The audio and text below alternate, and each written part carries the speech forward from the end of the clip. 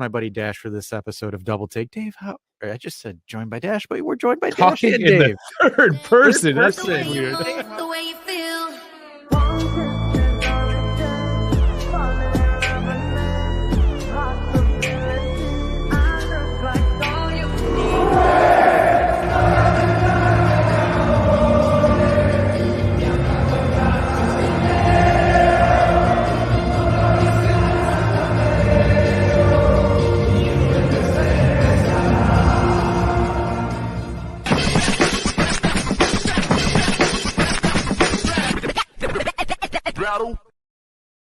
Good afternoon, everyone. How is it going? I noticed the FOT mob's already straight up ready for you. So why not just cut to the chase? We're already there. Welcome. It is another Saturday afternoon game for us here in the Eastern United States and Canada, and as such, Dash is not here. So I'm sorry, but show him some love and like and subscribe for us. Anyways, Dash would super appreciate it. So get that out of the way. Let's do that right now. The starting lineups. There's lots to talk about. Oh man. We'll just get through the starting lineups and we'll talk a little bit because we got a few minutes until kickoff. So there's a bit of talk overnight this morning. The attack. What we now know is Moretti in a 3-5-1-1 formation. We haven't seen the 3-5-1-1, that specific 3-5-2 sub-style, if you will. We haven't seen that yet this year. It was very prominent last year. Personally, I never liked it. Moretti, however, has had a summer to grow. He is a bit stronger. And I think this is one of those lack of options. This is what we got. This is what we go for. So that is what we go for. Tech in net. Danilo, Bremer, Gatti in our back three. No complaints there. Kostic, Rabiot, Locatelli, McKennie, Weah. So McKennie does take a step into the midfield. Weah goes to the right. We have the American duo side by side. First time. Here we go.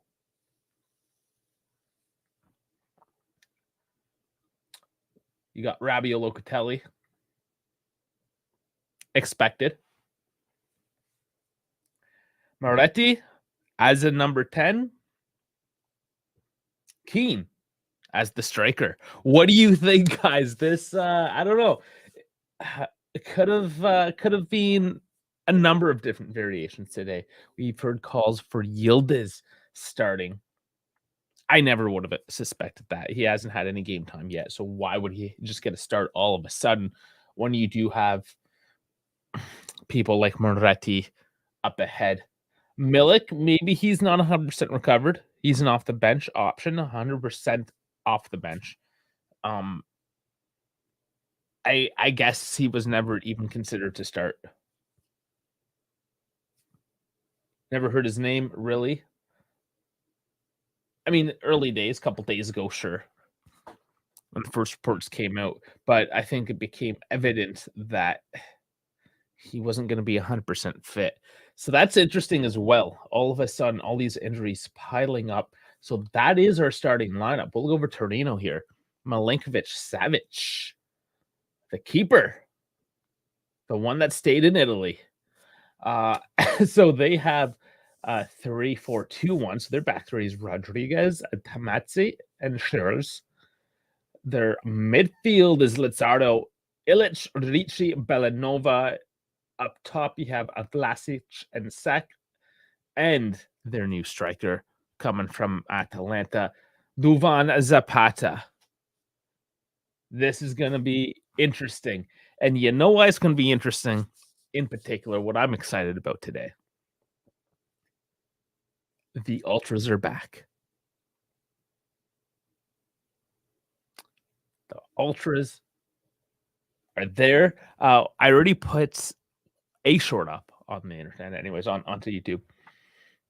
There's going to be more. I mean, Kevin's there. He's in the midst of it all. He's been throwing videos up.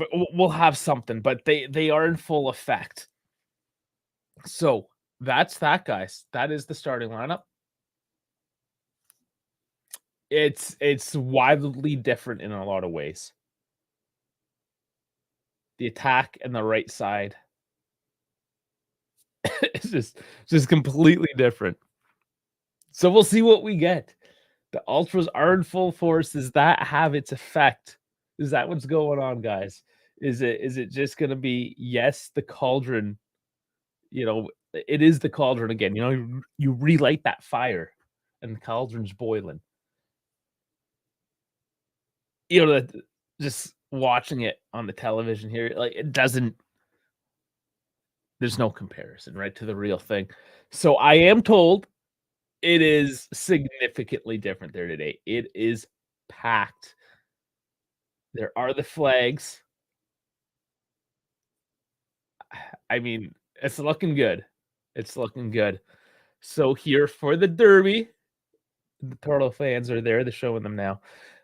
Not nearly as impressive. So here we go. We got the Ultras. We got the starting lineup. We got the players getting ready in the tunnel. It's Derby Della Mole. Jeff's coming in. What's going on? Yo, I hate to say this, but this lineup looks super sus. In the end of the day, let's get this W. Yeah, it's interesting, but it's what we have, right? So I'll put it back up. Again, back line, no issues.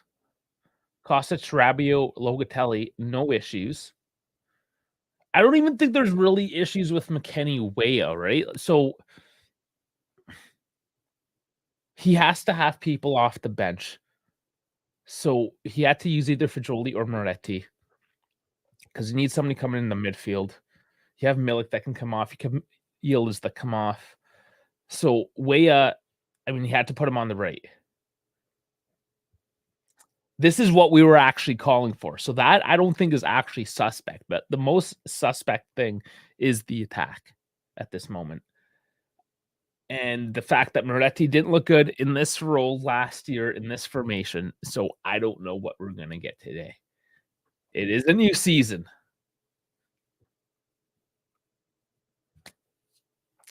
But I would say it's super suspect. There's just a couple of notes there. Interesting nonetheless. Here's the Serie A anthem now being played and finished. The the dog and pony show. We got to get through it all. Little kids doing their thing. It's Moretti's position looks sus, and honestly, let's put Yildiz or Fagioli. Okay, so my comments on that would be just straight away with Yildiz, not denying the talent that he has, that potential. He hasn't started a Serie A game ever. And this is the Derby. He's going to throw him in there to start. I think you have to go with the minor experience of Moretti in this case. And it's not a huge amount, but at least he knows what's up. He knows what to expect. And you know what? If he's flopping, if he's not doing well, sure, you got Yildiz, put him in. No big D. We've been calling for Kane for a start as well, guys. So honestly, that's it. It's the Moretti up top in that position in the 3-5-1-1.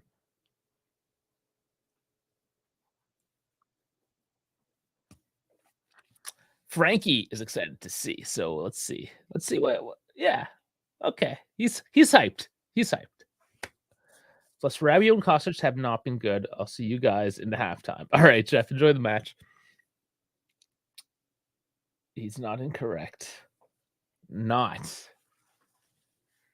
incorrect. I have this this weird bias now towards Kostic because he's actually pretty good in FC 24, and I've been using him. but this is reality, so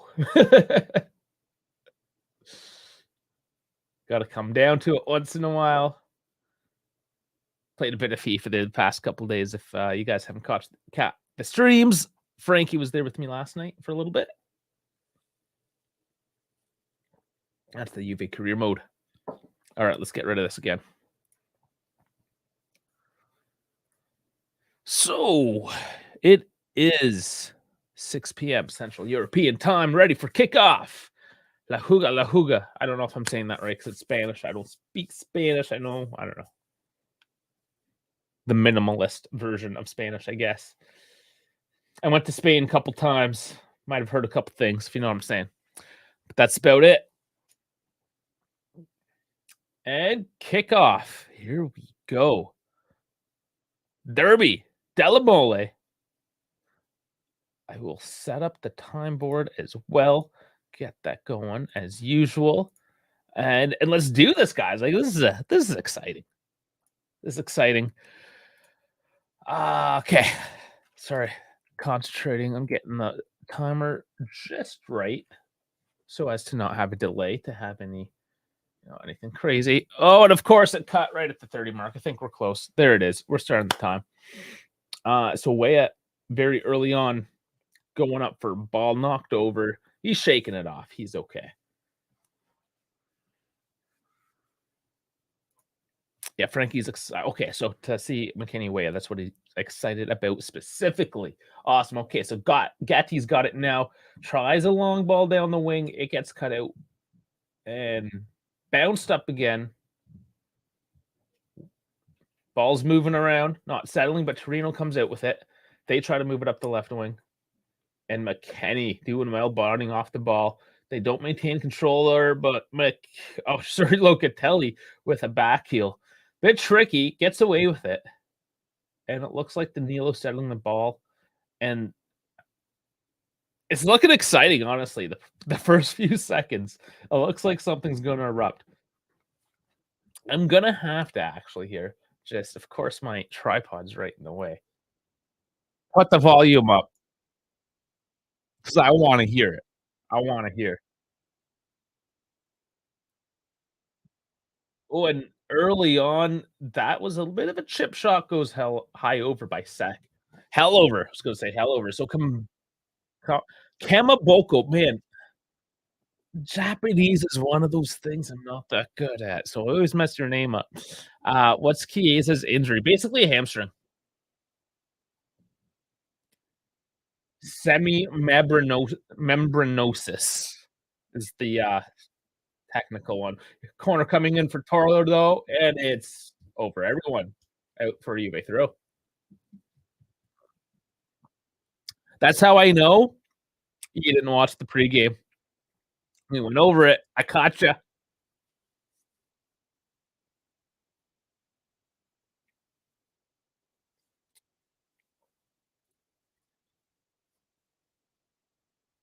Away with a throw. Finding Keane. Shuts down to Moretti.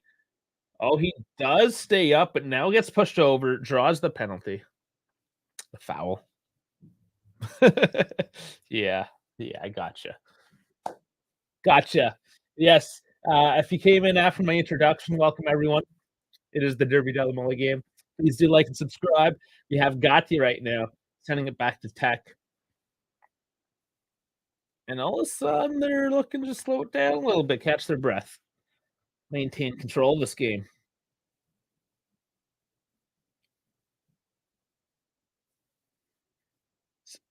Interesting. Sometimes the ads, surprised to see certain things. It's one of those weird distractions of the game, but here we go. Weah does well to box out. Does he win that throw? Oh, wow, that gold. Yours is gold training kit there, black with the gold on it. Slick. Allegri classy as always. But throwing here, Moretti tries to get off on that, and Milinkovic-Savic picks it up. No big deal. The monster 7-1, I think Frankie was saying he was. Man, this guy's huge. He's a pretty good keeper. Not going to lie. Just like old-fashioned keep, old-fashioned ball stopper. Nice through ball to Keane, but much too hard for him to get on the end of that, and that is taken care of and sent back down the field. Turl try to start a counterattack, and they misguide that one out to the left, and it's a throw-in.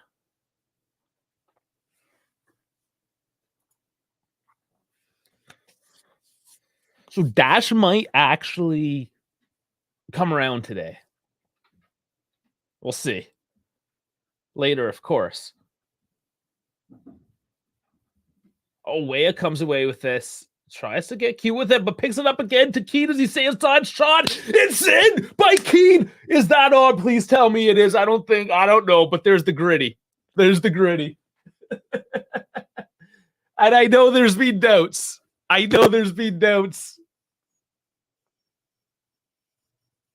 Oh, man. That Weah pass. Did you check that out? It's been ruled off. See? I mean, I knew it. Why do you gotta? Oh, man. I hate that delay. Hate it. Man.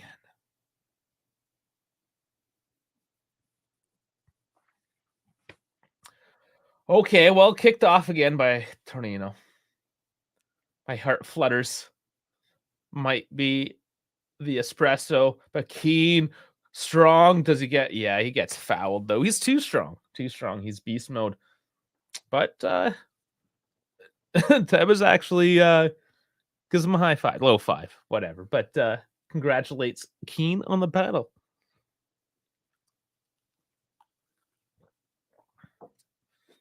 Oh, McKenny gets spun. They see that? I don't think they saw that. They don't care. It's throw in regardless.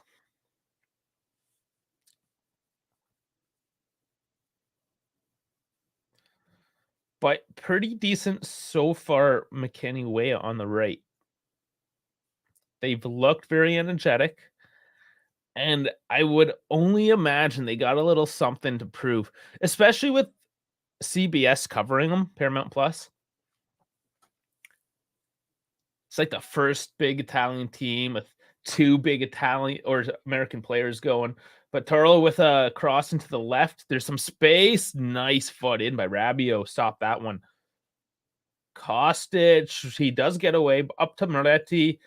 Man, Torino's putting their bodies into it. They win back. Their defensive line actually steps up and gets into the play. Danilo now having to come in, sliding to push that one out for Torino throw and just to break things up because the counterattack has mounted lots of energy, both sides. Wow, the crowd's into it as well.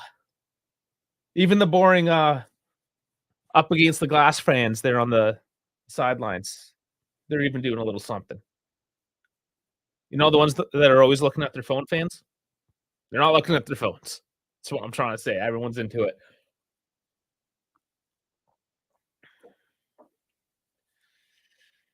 Okay, so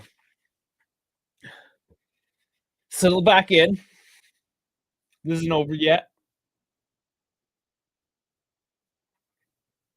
I realize this training kit too. It kind of like shows the nips a little. It's a little tight in the chest, but it's fine. It's nice. It was a gift.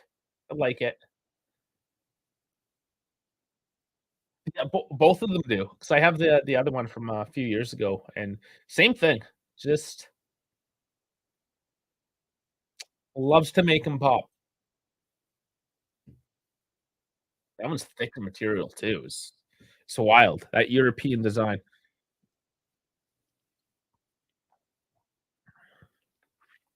So quick Bremer quick Torino throw.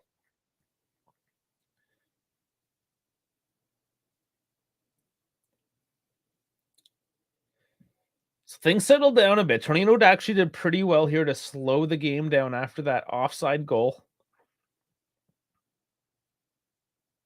Just maintain control for a little bit. Haven't done much with it, but just slowed that tempo down. And there's a big slide by Weah.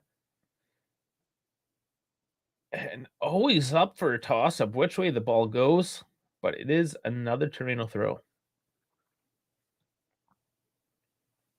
Common Kiss coming in now saying, "Hi, guys. What's going on, my man? Coming in for the show. Coming in for the derby. Welcome, everyone." Oh, Zapata misses that header coming in from the throw. Keen. Oh, man, that's a heavy header. Puts it back in danger. Gatti just trying to keep it away.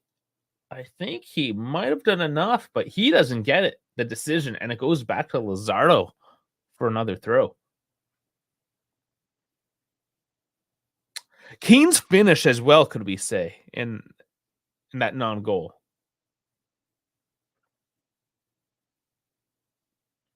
Here's the throw in. Oh, Grabio, you gotta do something with the ball. It's just dancing out there. Not very well either. It looks like a dancing horse. If that says anything. Comcast can't watch the game on TV provider. Oh, the TV providers there. What the? You kidding me? I would be so upset. That's the absolute worst.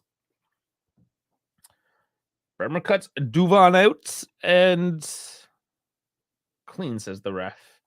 Wasn't really.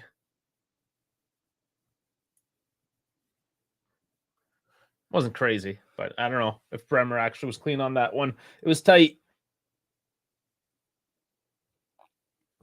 Moretti tracking all the way back here for Tech's ball. Was he told just to run up and down the pitch for a bunch until he tires up and they'll throw the next guy in, or?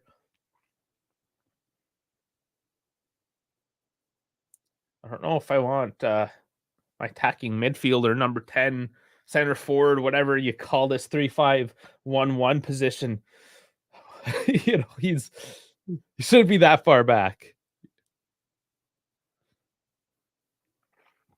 Priest guy wants to help out, pick up the ball. But we saw Chiesa do that his first year or two. Really just lots of energy, gets out of position, tries to do his part, completely knackered.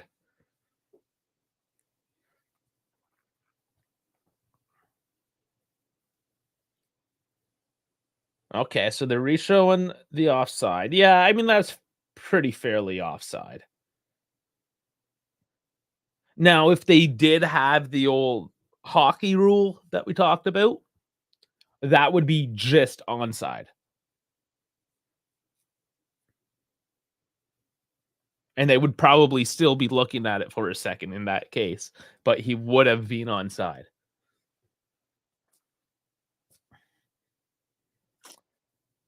There's another article today from, it's an American outlet, but they were just trashing, I think NBC maybe, but they were trashing on the VAR rule. Pretty hard. So when the American media outlets are starting to trash on the VAR rule, it might be bad. It might be bad. Torino lets the ball go out. It's turning into one of those games perhaps where the midfields are just throwing balls away. Ask the others, can you do worse? Hold my beer? Yes, I can.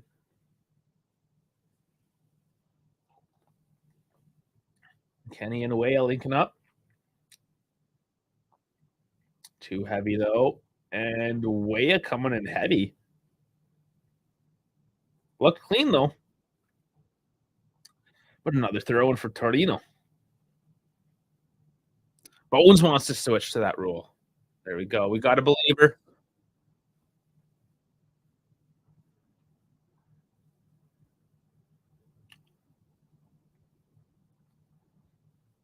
It does work in the sense of creating more offense, which is what viewers like. I know purists of the game would probably disagree, just because they're purists, but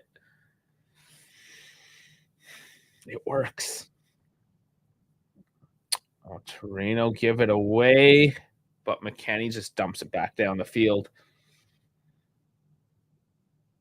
Juve happy just settle into position,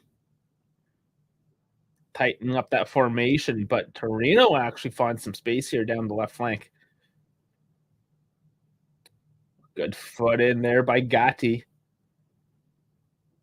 He's trying to get free though, and he doesn't. He's just locked into the corner. Oh man, he does finally push it out. Bit of a 2-on-1 there, and he had no help. He did it well enough anyways. Just told guys off. Here's a cross in. Bremer clears it off, but the ball flies back in. Headed away again. And Tech finally collects.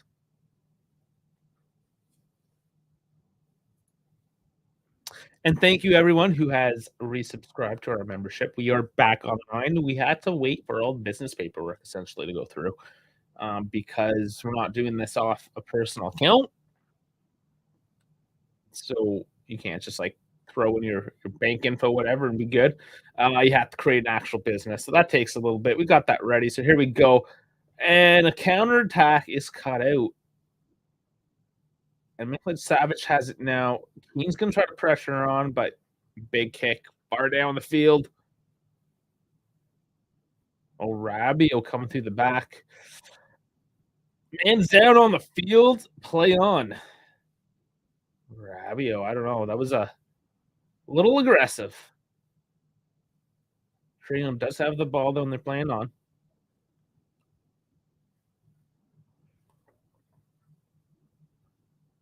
Moretti with a big slide that misses as well. Lucky to not hit the heels, clip the heels or anything. He gets away. Torino still with the ball.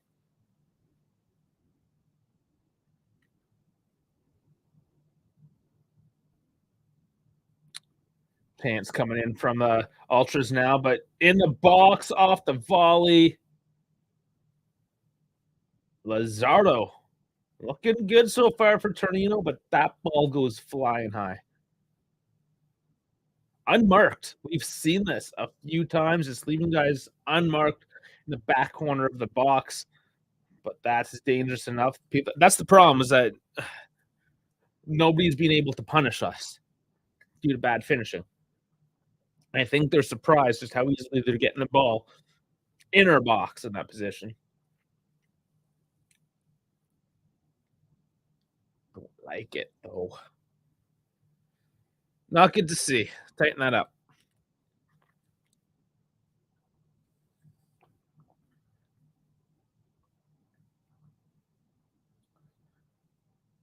Gatti playing the ball long. Oh, we do come away with it now. Here's the attack, and Kostic just puts it right past. He might have been trying to direct that to Keane, but regardless, it just skips by the post. Keane never really going to get off on that one. Get off on it? No, I think that was a shot. Yeah, I think Keane had to start laying off because he would have ran off the field. So I'm pretty sure that was a shot there and just complete miss.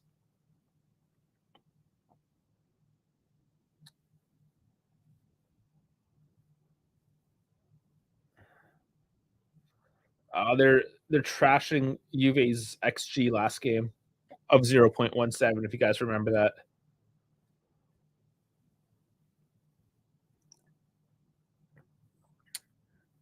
Inter tied Bologna today as well. So both us and Inter have tied Bologna, lost to Sassuolo.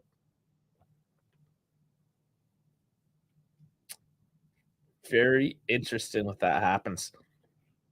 Of course, guys, if you haven't heard, Pogba tested, well, his B test also came back positive for testosterone. So he is now suspended. At this point, kind of indefinitely until the case is closed. It could be as bad as 4 years, as not as bad as one. The evidence is pretty damning. I think the only thing now is maybe he can prove that he unwillingly took it. If it was administered without his knowing. So it sucks, especially for Pogba. In terms of the team, there is a financial light at the end of the tunnel, and that we would recover all those funds and wages. About 30 million worth. Past and future wages. So there is that. I mean, you would have just hoped that Pogba stayed clean and healthy and just played for us, and we would have had a world-class midfielder, but now that might be a retired midfielder. I'm not too sure at this point.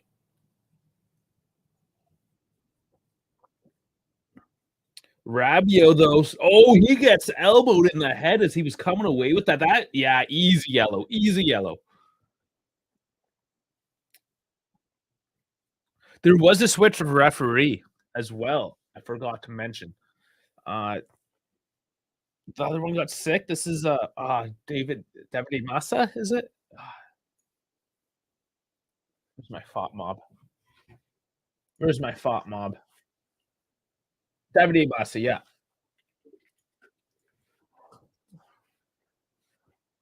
Yeah, easy yellow. He wasn't clear with the ball. If he was, that would have been a red.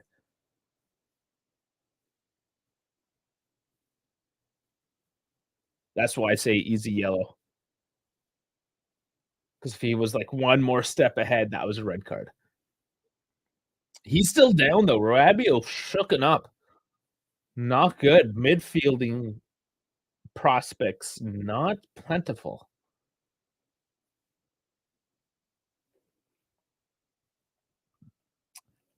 Wow, concern there on the bench. Showing some clips of Zapata and Bremer going at it. The two big guys battling it out.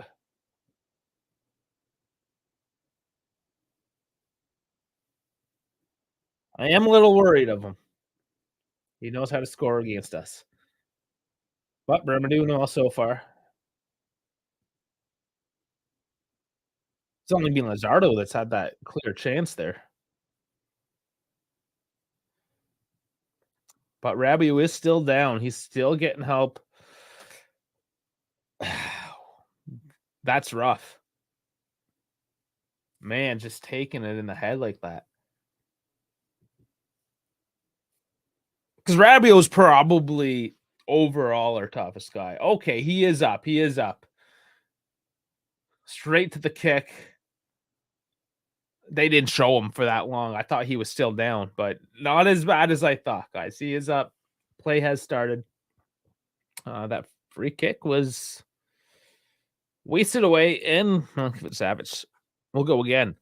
Was that the pause button? Got the pause button.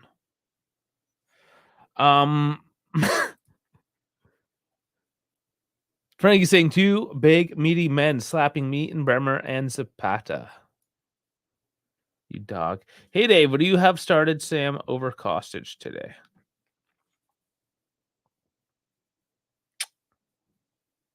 No. Probably not.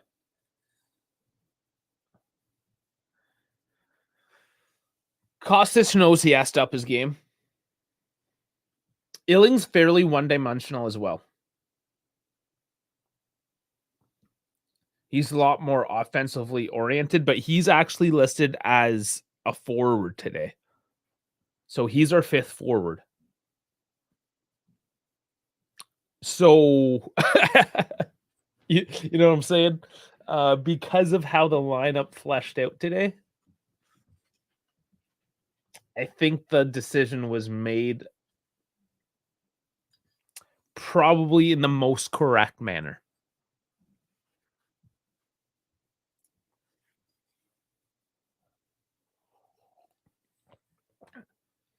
Tax just kicking it downfield. I hate these long over the top balls, but here we are. Both teams kind of down doing it, but Keen's holding up, gets knocked down.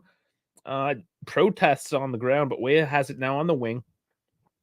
Crosses it in, and no contact. Kostic was coming in for that one. Yeah, Villanova just takes a piece, puts it out. So throw in. Back in the offensive zone now, at least. 24 minutes in.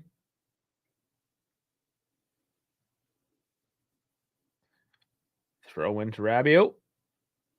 Kostic crosses into the back, and it looks like another throw. They'll just work this game plan like it's a practice session here. Back to Bremer. He goes from long. Who takes a heavy deflection? That's going out for a corner now. Bremer looking to score one from downtown.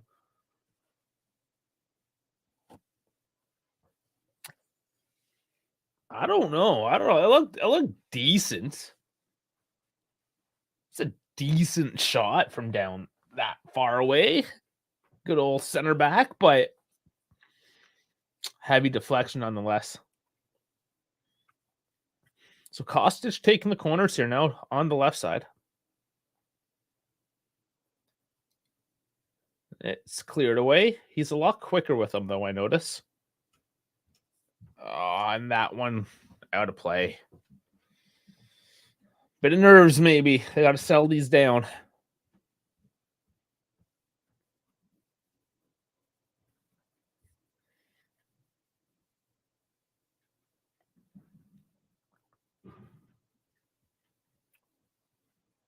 Torino kicking downfield, going to the long ball. Locatelli winning back. And he's taken down once more. Rabiot is.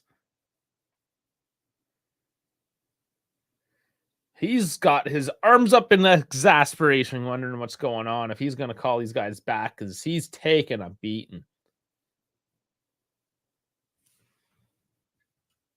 Yes, Dan, dash is working. It's always working. Weah with the ball looking good. Locatelli bring it to the left. Moretti, again, almost like that's Locatelli's space. I don't think he needs to come in that deep. But Moretti is directing a lot of traffic. However, the pupils do not listen to the instructor. And a counterattack built up now by Torino. Here's some space, and that ball, yeah, Tech did have to push it back. I don't know from our angle if that was coming in on some onside play. It looked like it was coming off. Yeah, that was tight.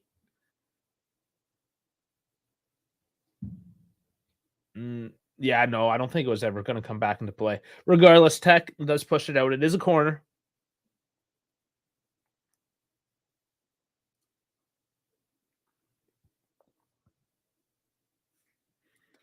Corner coming in. The header goes up. Tech has to collect. Poor heading there, Bellanova. Unfortunate, but Tech. Long range distribution again to the left. Kostic with it. That was actually pretty nice. All right, build up quick, guys. They do not, but Rabiot working the midfield brings it wide to Gatti. He comes out onto the right flank to support, looking to make a run in. Doesn't get it. Gatti almost playing as a right back. Locatelli playing more that center back role. So they're all cycling through. So Gatti is pseudo like a right back, like sometimes a midfielder. Oh, and that ball too much for Weah. Not good, guys. Sloppy. It's 28 minutes in now. Game's definitely dragged on after that initial keen non-goal offside. Tricked the hell out of me. It didn't, and then it did, and then it wasn't. Zapata getting bullied, doing well to hold it, but Loka gets it. Keen back out. Oh, doesn't get the ball through. Almost sneaks by. Almost. Not good enough. Back to the defense, and we'll try to find something else here. Kostic working the left. Can't lose his man. Cuts back. Drops back.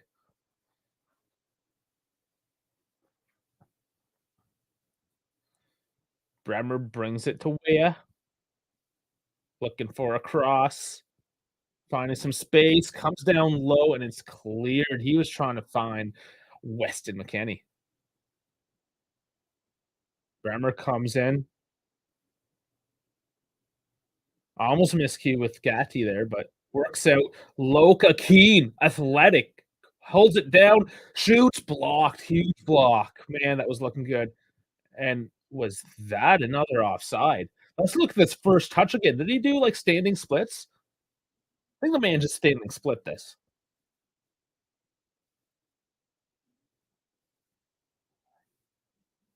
Yeah, he pretty much just standing split. He can't stay onside, but pretty flexible for a big dude.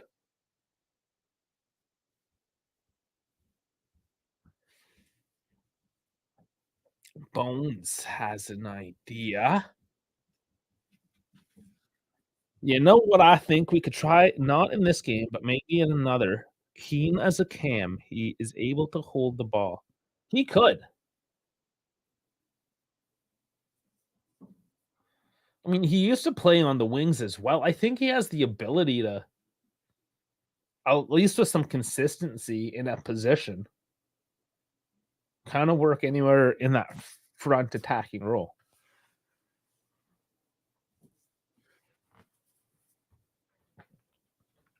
But he does hold up well.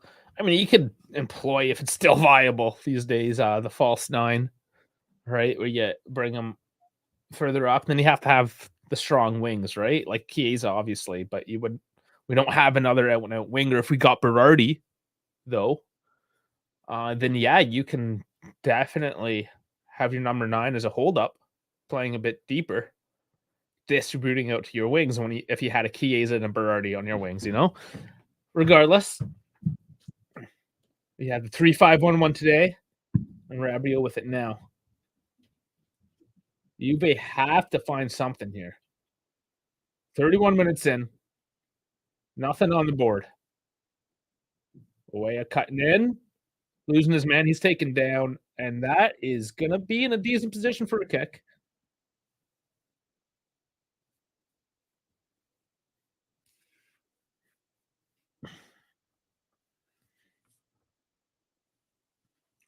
Weah, I like. It's that American physicality, honestly. If anybody does watch the MLS, or I mean, probably even Mexican or American, as in like the hemisphere, not the most skill, but definitely physical. Moretti over this ball. Bit far. He's going to curl it in, header up, and it sneaks over into the side of the post, and it's no goal for Bremer. Milinkovic Savic, however, not happy with his defense, and he's saying some naughty words to him. That wasn't too far. That wasn't too far. Oh, he did launch over his man, though. That's why Milinkovic was upset, because the way he came over. So it is another corner, which comes in quickly. Milinkovic comes in heavy, collects up in the air, and says, "Not in my house." He's still upset over that last play, so he wasn't going to let anything happen there. Kostic rushing the corners, it seems. I'm used to the corner taker taking a few more seconds just to settle in. Kostic, though, so open out on the left wing. He's marked now, but he's just yelling for the ball. Unmarked, alone. I don't even trust Moretti making that far of a pass over the top, but I mean,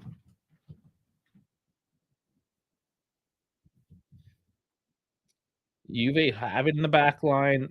Torino starting to press. Gatti looking long. Keane is not getting on that, but it does go out for a throw. Physicality coming into play again with Keane. This is a more physical team overall, it seems, with the two Americans there, Keane, Rabiot, of course, Locatelli, Gatti, Bremer, Danilo.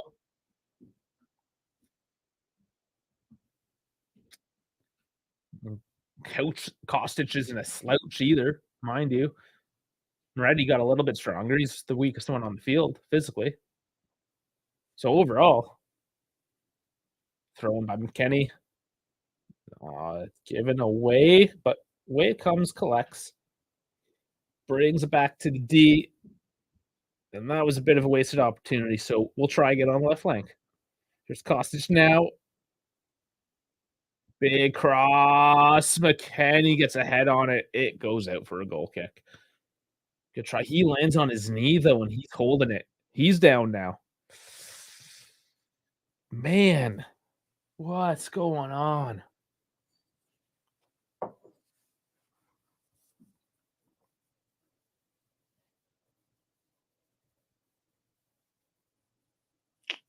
I don't know. Maybe he just landed on it. But he immediately holds his knee. Man. But we do play on. I hope he's okay. It's game. It's the injury aspect of it. Ruining me. Christ, I think it's a non-contact knee injury. Yeah. I mean, there's technically contact there because he's hitting contact with the ground. But I know what you're getting at.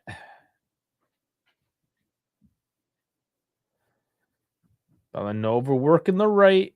Brings it back. No penetration really by Torino at the moment. They hold on to it.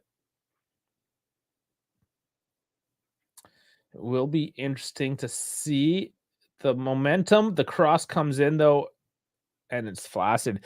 Yeah, just check at the halftime, of course, the momentum map. Torino have gone swaths of the game where they haven't had a look.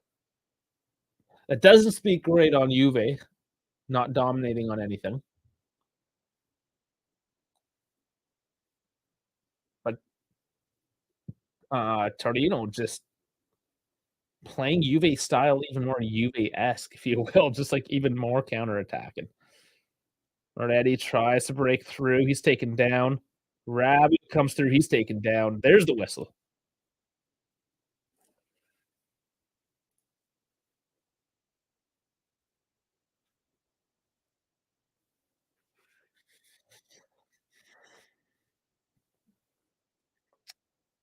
McKennie is on the touchline now.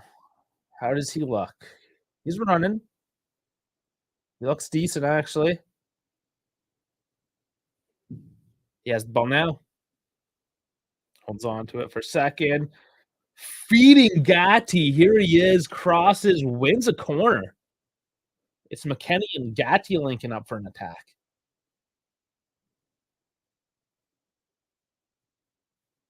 McKennie just needing a breather. Gets one. Comes on. Creates. Gatti now probably needs to take a breather.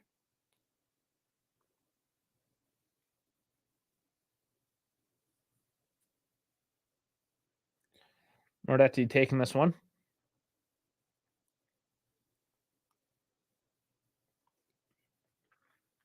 Kenny and Gatti are talking, but here's the cross. Straight to Zapata. What are you doing well? Cleaning up the mess today. Always tracking back those loose balls off the set plays, it seems.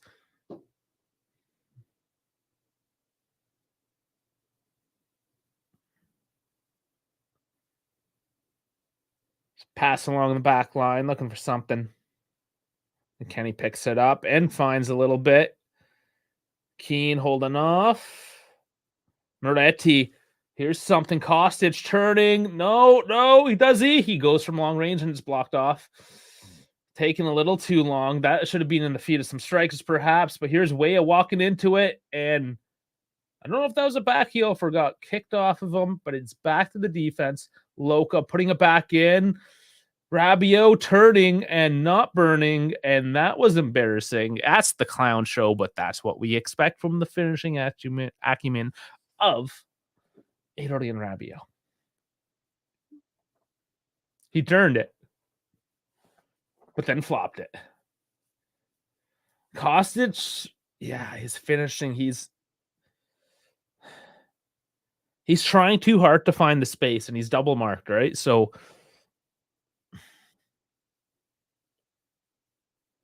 yeah, he's got to simmer down a little bit, maybe control. Not rush the play quite so much, or just let loose, right? Like one or the other.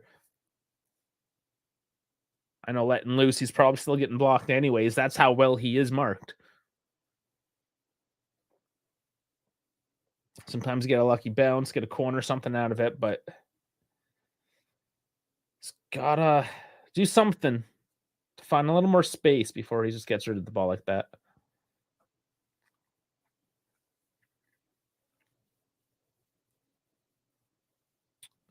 What's up with the holes in, I guess you mean Moretti's socks?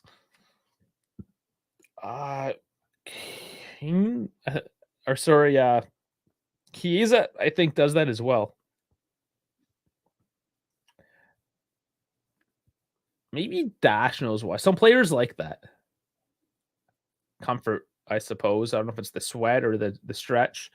But Zapata, not much of a cross there. Tech picks up, distributes, and here's a counter. Rabiot with it now. Back to Danilo. Let's move it up, guys. Let's move it up. Of course, stifled. And the attack slows down. Gatti to Weah to Gatti. Here's McKenny.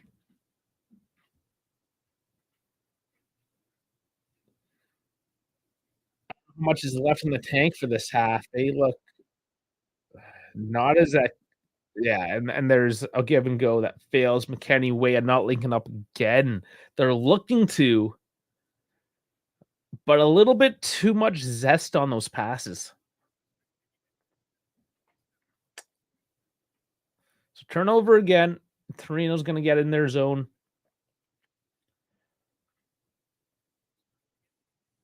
Three minutes left in this half. Let's see what we get, if anything, or if we're going to lock horns.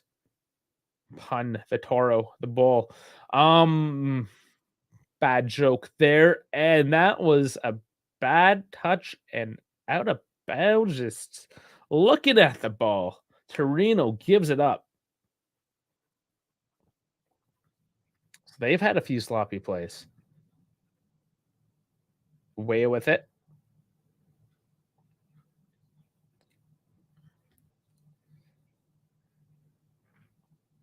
Love to see something here at the end.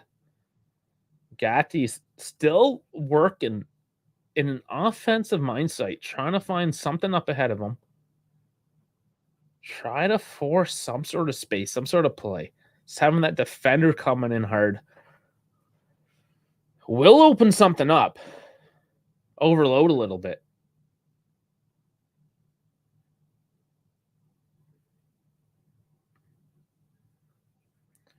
Locatelli playing as the deepest outfielder, just in front of Tech. He's playing more as a center back today, more so than ever, it seems. Just shoring up that defense.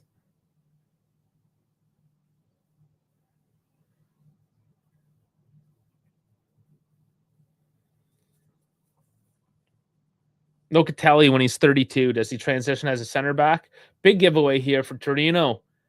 They come onto a quick attack that is stifled for the moment. Moretti getting a foot in there just to slow things down, but they come again. Here's the cut in by Bellanova and the shot and maybe a touch, but it is out of bounds. No touch.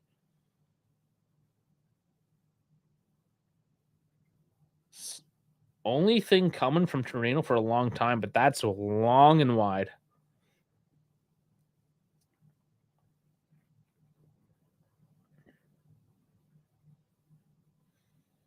Final minute. We thought we were going to have some of us, I guess, thought we were going to have an exciting match. But here we are, locked at 0.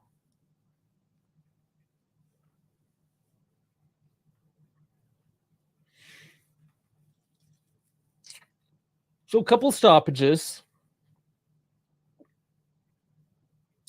So it's probably 4 minutes.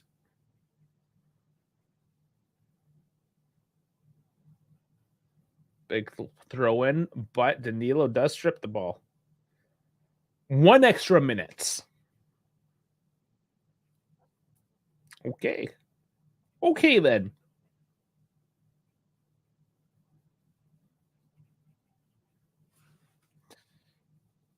Still better than the Atalanta game. Yeah. I don't know. But give and go. Weah, he's working in. He's bowled over. No whistle. He's just pushed over. Oh, but now there's a foul on Juve.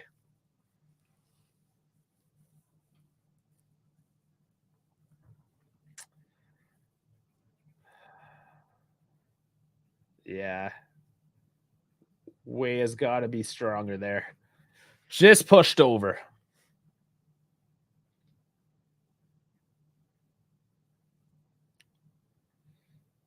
Did Gatti get a piece of him? He must have.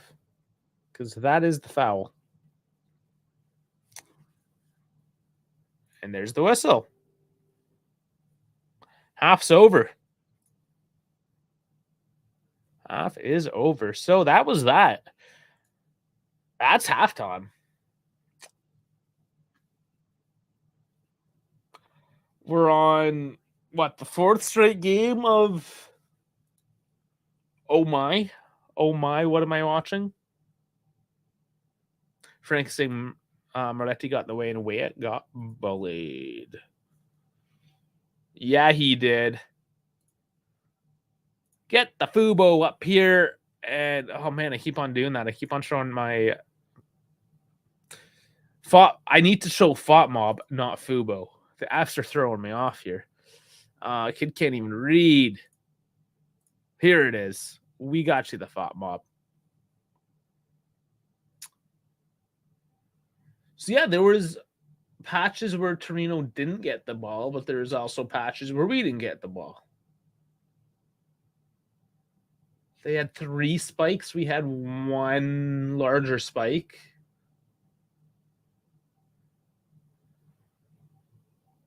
But overall, I mean, nothing really in that one in terms of the momentum. Yes, Frankie coming in, taking care of the woman. Shea Woman starting 13 minutes against Milan. Yes. Frankie wants me to check the Discord. I have it shut down typically because of the notifications and noises and just keeping things clean. But I am logging in now. Let's see what you got. In the Discord. Oh man, there's a lot in here.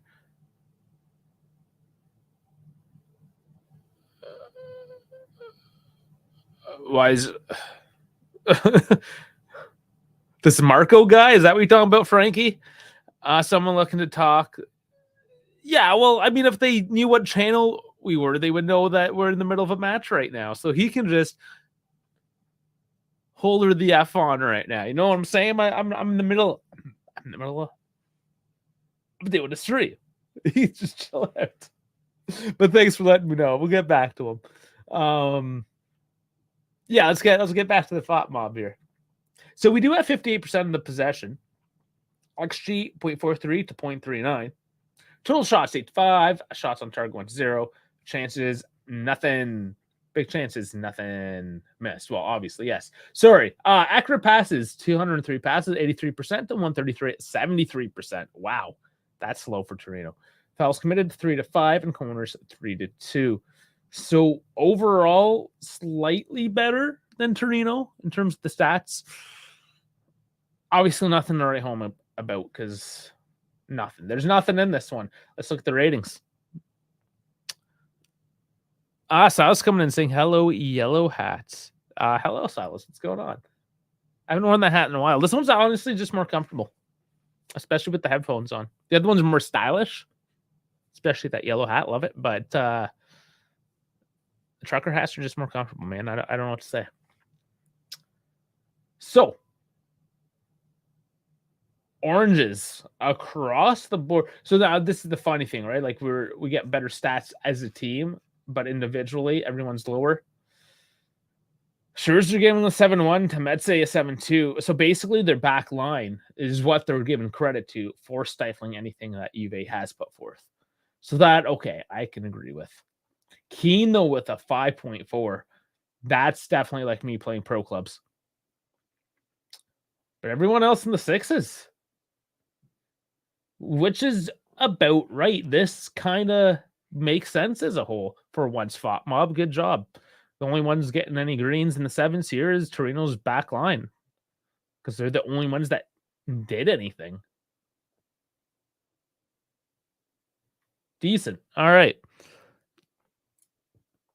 The midfield is straight ass.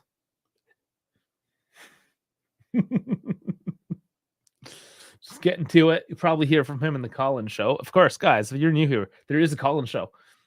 After the match, we'll talk for a few minutes, maybe upwards to 15 or so, depending what happened, do some post-game stuff, this or that.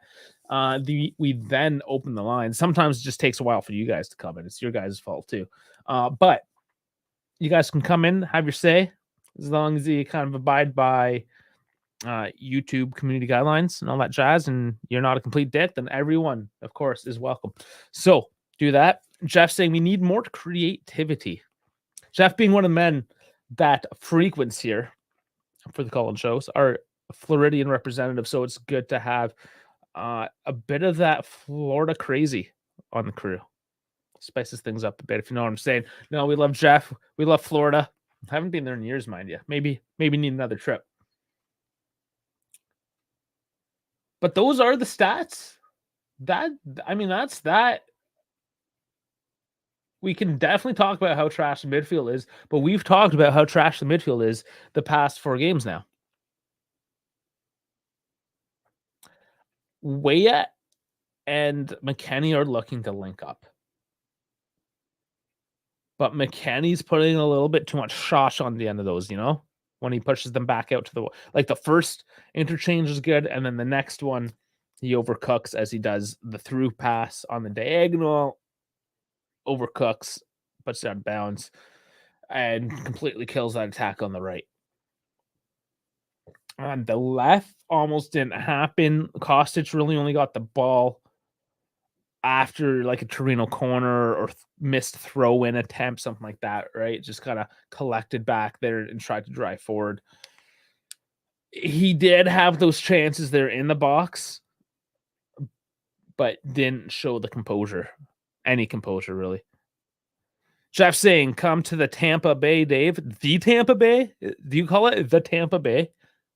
You got that just got to be like a typo. You guys don't call it the Tampa Bay. I refuse to believe that.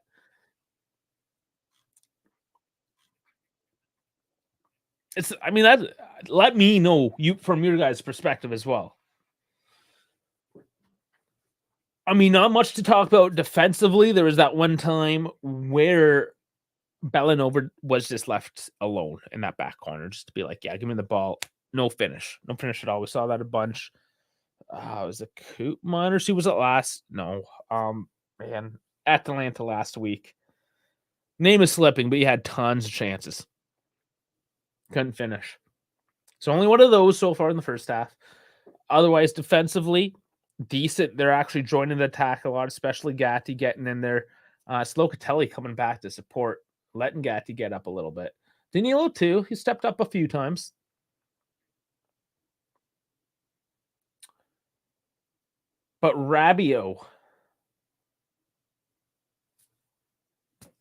But Rabio.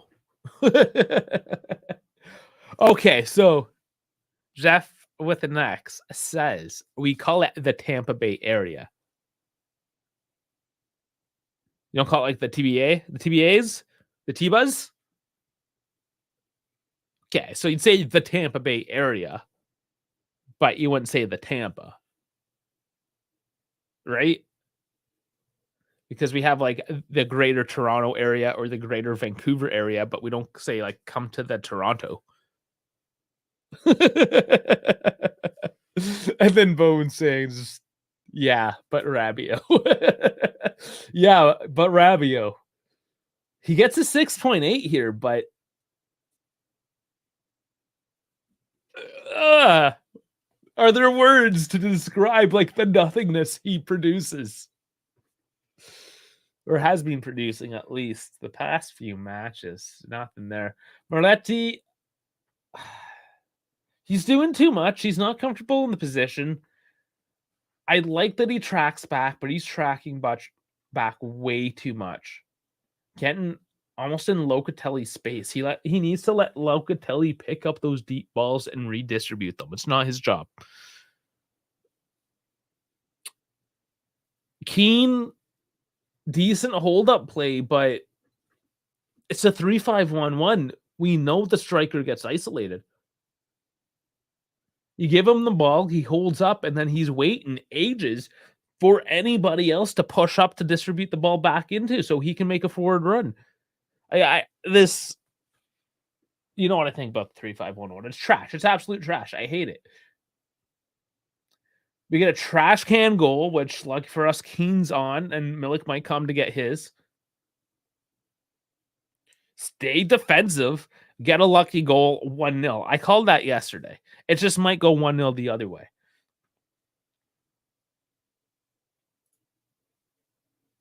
It is what it is. Guys, it's boomer break time. I downed a cappuccino there in the half. I don't want to miss the next half, of course. So, you know what? I'm going to put the music on for you this time as well. And I'll be right back.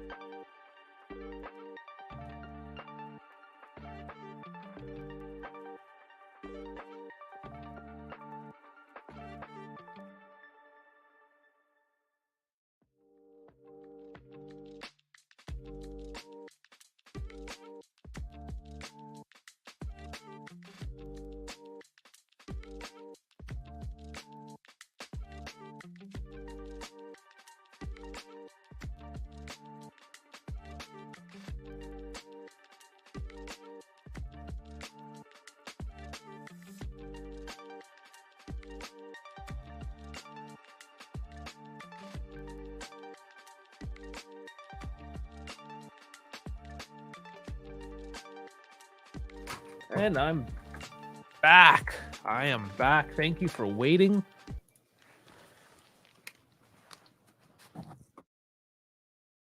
We are about to start off here once more for the second half. Canby also warming up.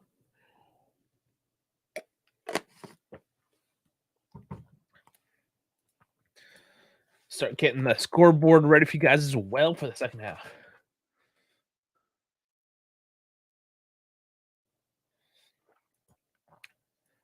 So, do we feel any better for the next half at all?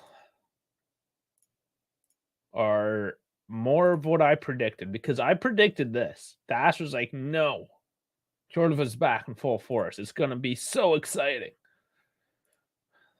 So because Dash always rubs in how he gets things right, I think we need to do the same to him when it goes the other way. I think. So our options off the bench aren't necessarily more exciting either, right? So that's a concern. Unless we have a breakout game, say Illing here, Nicolucci, one of the youngsters just coming on and lighting it up. Catching her on fire. You never know. You never know. Milik is there. We saw Cambiasso, Illing, Milik.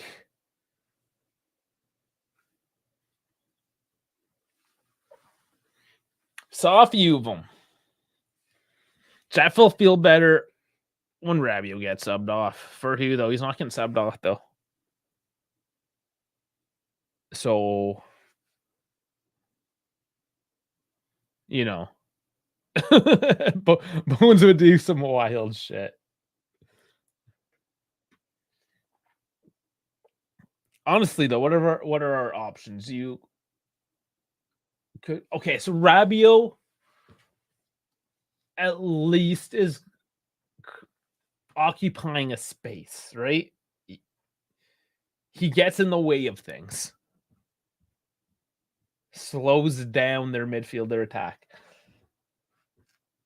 He's not offering much more, but he's not really taking anything away, if you know what I'm saying. So you put in somebody like Nicolucci. Now you're gambling. You went from not going to win anything, not going to lose anything, to I might win something, but there's a big chance I might lose out huge on it. So, because it's an unproven talent, right? Just as an example, it doesn't have to be Nicolucci. It could be whoever you want to put in. Fajoli's not coming on for him. Moretti's not playing the full game in that position the way he's tracking back. Ellie coming in, though. How's it going? Helicopter. Why hitting so bad on Rabbit? Oh, hating. I didn't watch the whole half, but from what I've seen, he was okay. So it's a recurring theme, Ellie, that we've noticed here over the past few weeks, where he's not creating anything. Milik's coming on, though, for Moretti, so there it is. Hopefully going into natural 3-5-2-2. So Fajoli technically could come on for Rabiot at this point. That is true. We'll see how that works out. But yeah, Ellie, I'm not putting the full hate on. It's just he has to step up his game. He needs to provide more. And if he did, and we know he's not going to have a beautiful finish or whatever, but if he had a year like he had last year, probably a couple more goals, a few more chances at the very least. But here's the kickoff. We're underway.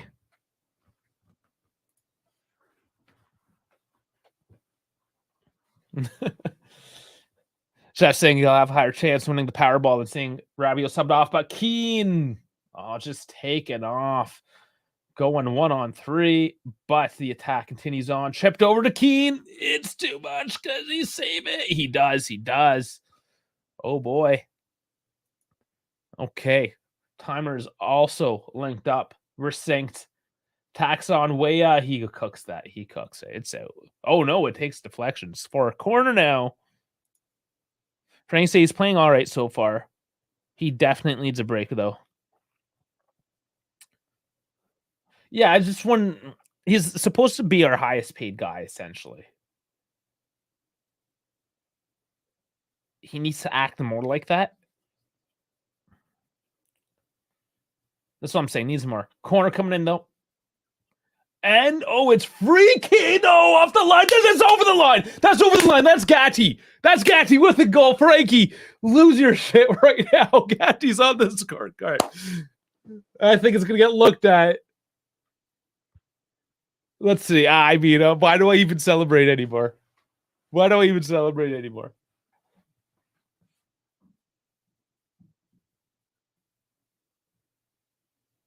Is it offside? That's a bit of a mess. I don't know if that's offside.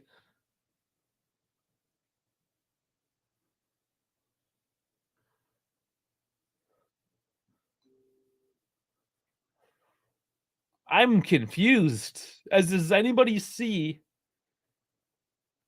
Unless there was something else that happened. I don't know.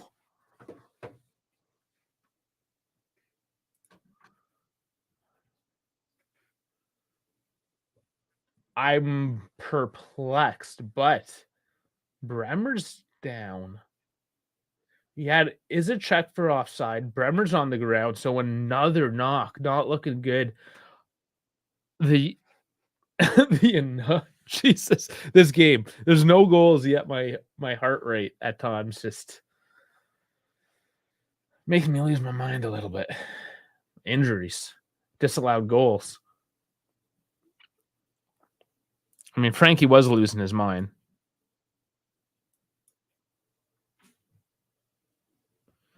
Better not be pulling some Liverpool shit here.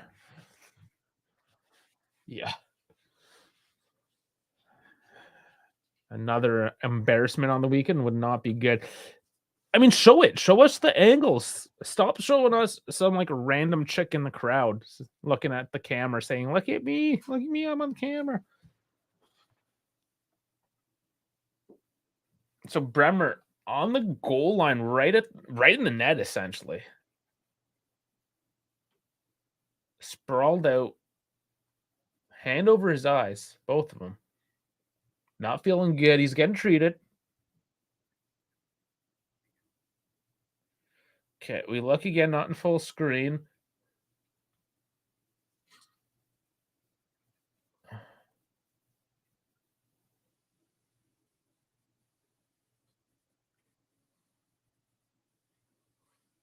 Still not seeing it.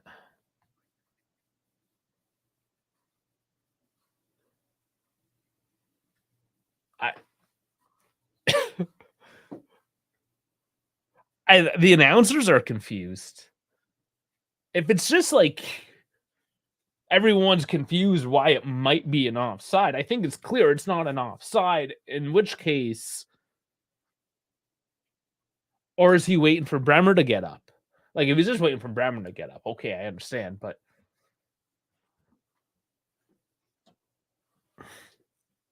keeping us all hanging in the balance right now. Yeah, so they don't show us the line until after the call's made. Like 5 minutes later. Big stoppage, though.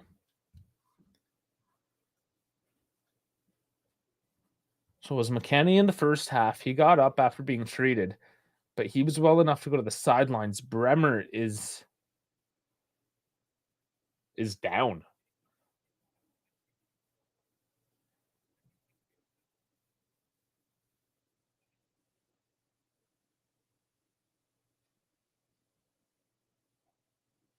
They're saying maybe Milik, if he touched it.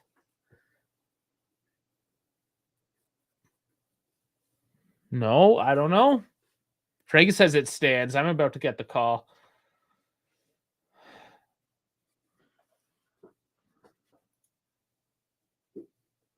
That's Gatti, everyone. On the board. Frankie, my beloved. And here it is, the Ultras in full support. Gatti's right up to them, just losing his mind. Keith is as well. Oh, man, that's fun. That's fun. They're celebrating again for the Ultras. That's great.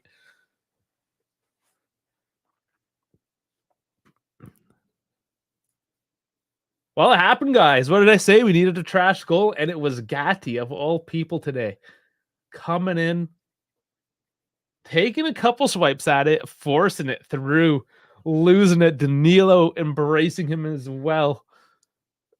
This is his first Serie A goal. He's getting it from everyone all the way back to Tech. It's amazing. I'm happy for him.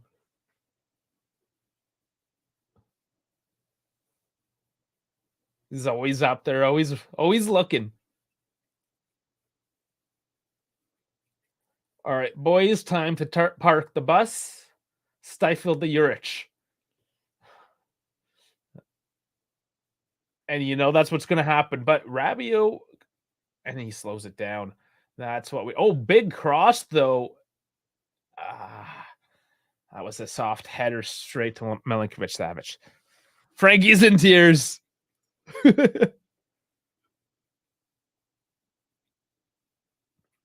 Oh, they were saying because he's from Turin as well. Was he born right in the city?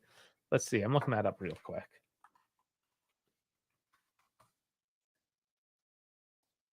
Bravoli, Italy. Let's see how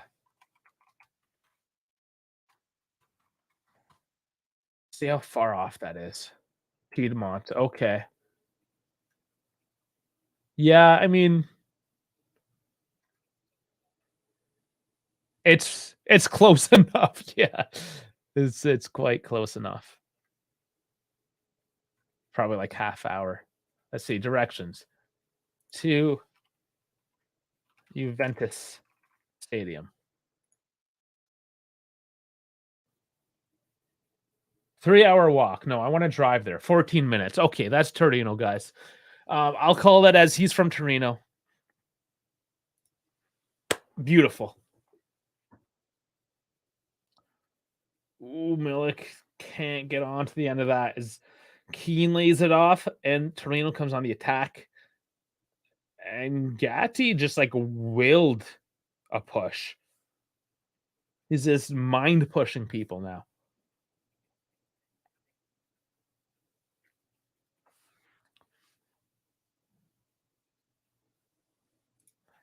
Bremer does have the head wrap now, yes.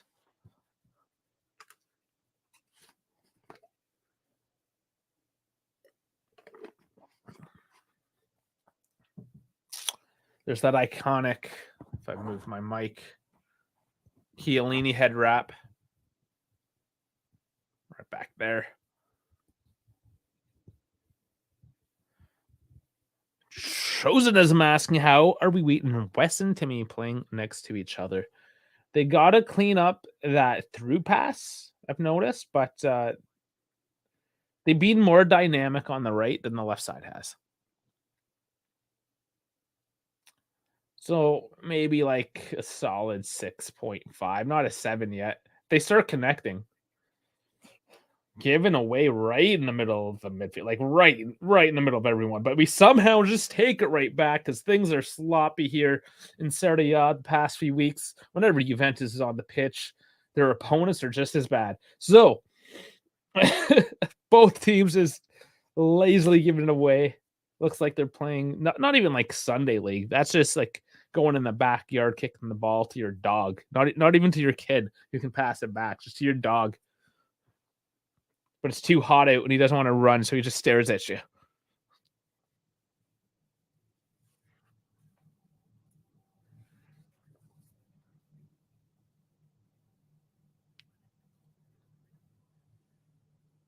So I still wonder with that last VAR check, did they just delay because of the Bremer injury?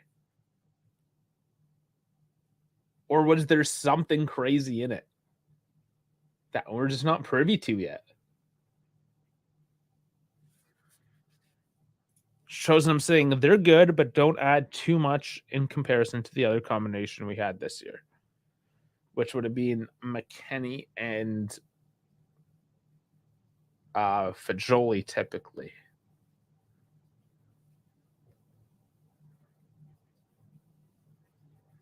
Way hasn't had too much play time either. I think he honestly needs a year on the team to really settle in, you know, go through that Italian trading regime. Not just, I mean, you know. involve yourself in the culture. Not just the culture, but the style, the way the team works, all that jazz. Gatti pushing up again, running like a magnificent gazelle. Is he gonna shoot? No, he lays off. He's not that greedy. Rabiot with it.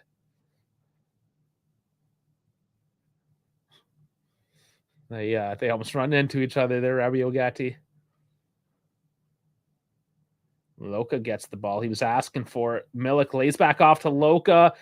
Doesn't feed, looking for the shot. He was always blocked off there. Now Torino with a counter attack. Oh, and there's Bellanova bombing down the right in space. Crosses over. Zapata can't control, but he's at the edge of the box with it now. And is playing golf. Using the 9-iron, chipping it high over the goalkeeper's net. Shows I'm saying Tim isn't the issue for me. I feel Wes had more impact on the wing. Yes. No, I agree. I did focus on Weah, but you are correct in what you're saying on Wes. He is more effective out there.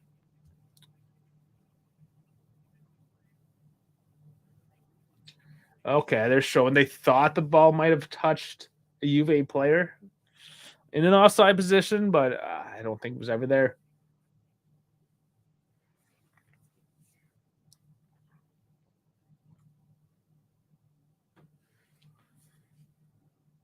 So Torino needs to respond. There's going to be a decent amount of added time on this one for sure with those injuries.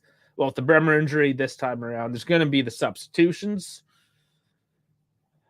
The goal, the VAR check. I mean, there's going to be time.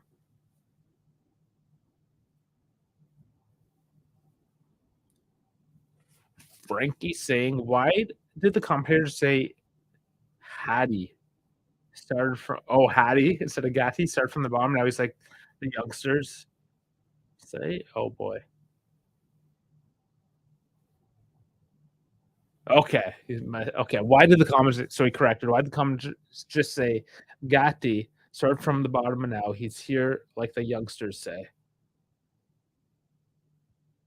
Is that what the youngsters say? He's here? Is that what he's? Because if he is, I mean, yeah, that's. I missed that little end piece to it, but that is funny. Okay, Torino cross. Cleared off. Keane walking away. Oh, Keane gets held up, though. Good to put the pressure on, though. 1-0, Juve over Torino. First hour coming to a close.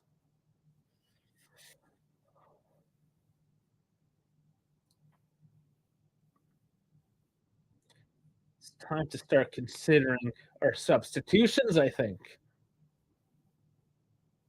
So we did have one at the half. Moretti came out, Milik came in.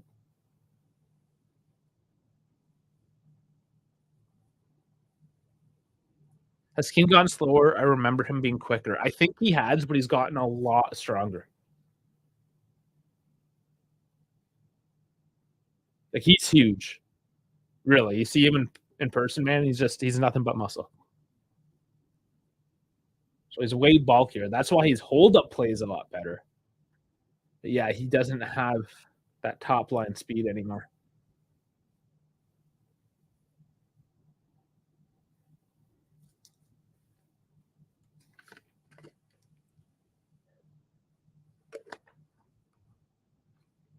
It was funny today. I was watching a bit of the Inter game, and Quadrado came on, and they were just singing his praises. Don't remember them doing that when he was playing for Juve.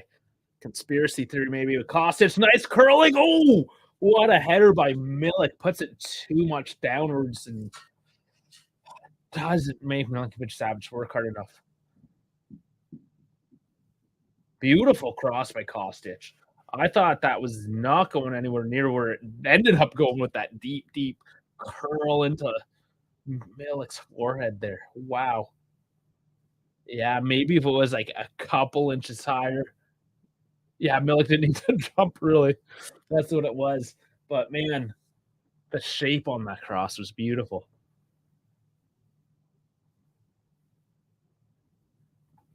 Corner though, right off the back of that.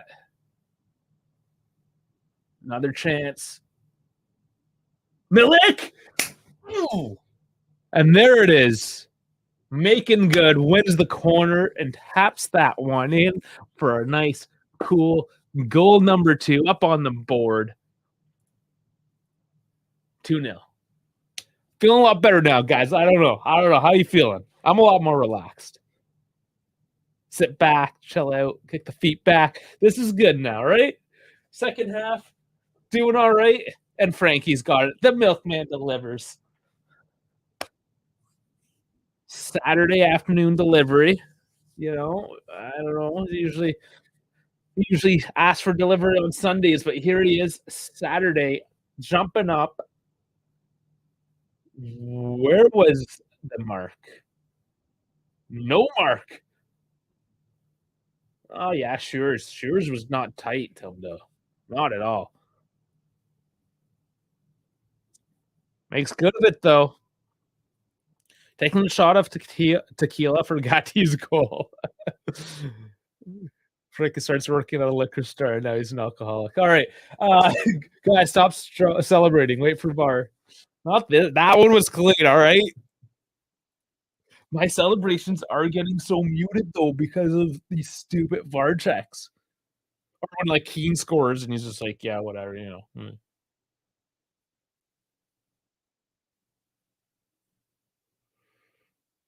Balls in the bag.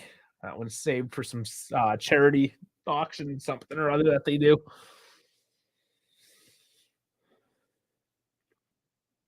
All right.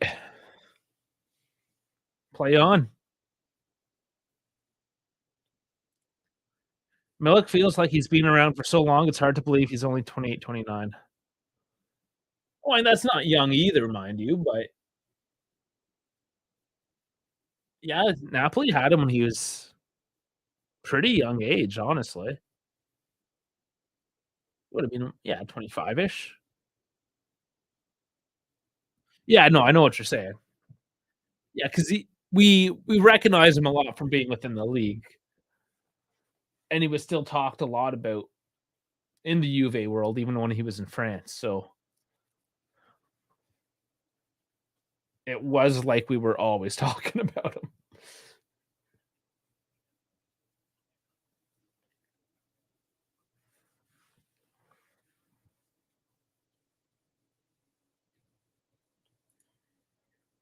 Young for Jelen, yeah. I mean, it's youngish, unless you're talking about like 100 years ago when everyone died in their 30s.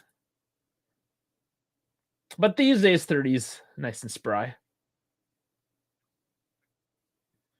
So usually when you have kids and a mortgage and you hate your life, or you don't have any of that and you're just single and hate your life because you're lonely. Milik trying to work another one.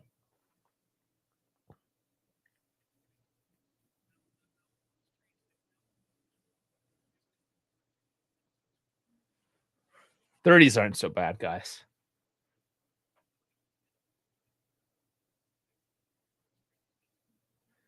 It's when you either start figuring life out or you've realized that you fucked it up.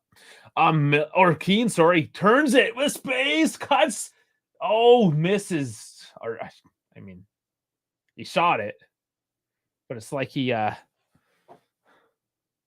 tapped the B button instead of held it. Trying to have a good analogy. I failed. I know. Rabiot, though, crossing in. Gets cut out. McKennie, he gets the foul. It's a little soft. Balotelli was my first shock. Yeah, he's 32, I think. Playing in Turkey. Still around. Still doing things, yeah. Now, if Keane scores, Jay, Twitter will finally shut up. But will it?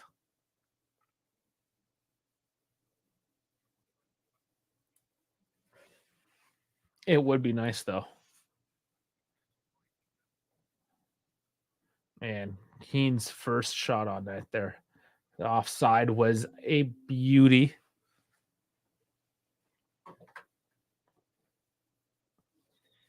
Torino's working it now. Do they have it with a cross straight to attack? No threat. Good collection. No big deal. 66th minute, and I don't know what's left in this game other than to wait for the tears to roll.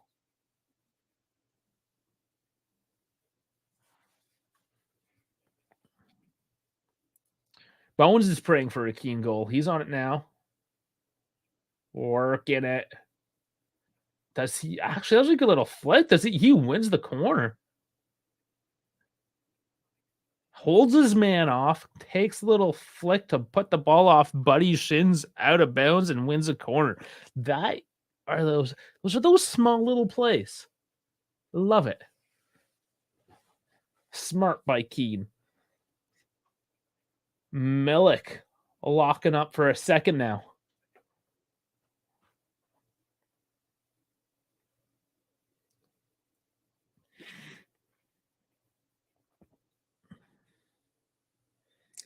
Try this again. Gatti's up there. Keane's up there. Got the big guys looking for it. Heads up, and that just goes over. That was Gatti. That was Gatti again. Put a 4 on your sweater. You're going to score. That wasn't too bad. Yeah, he was marked, though. At least they defended.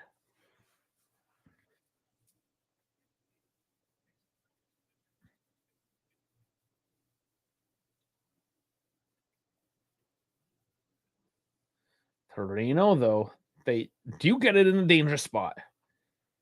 Lizardo dumping it in, cleared off. And the press from Milik and Keane is such that they got to kick it all the way back to Savage. Oh, man, Frankie's starting to simp.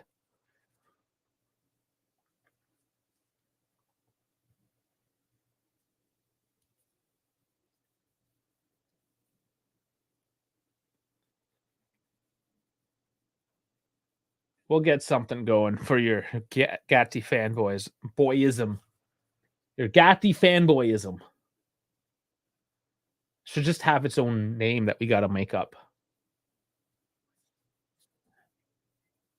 Just to explain the emotion that Frankie has over this man. Ricci tries to cross in. Danilo clears it.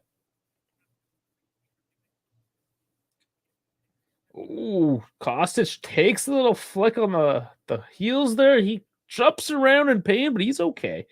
He clears it out and does actually just give it away. Danilo clears it, gives it away. How many times have we gone through that exact same cycle?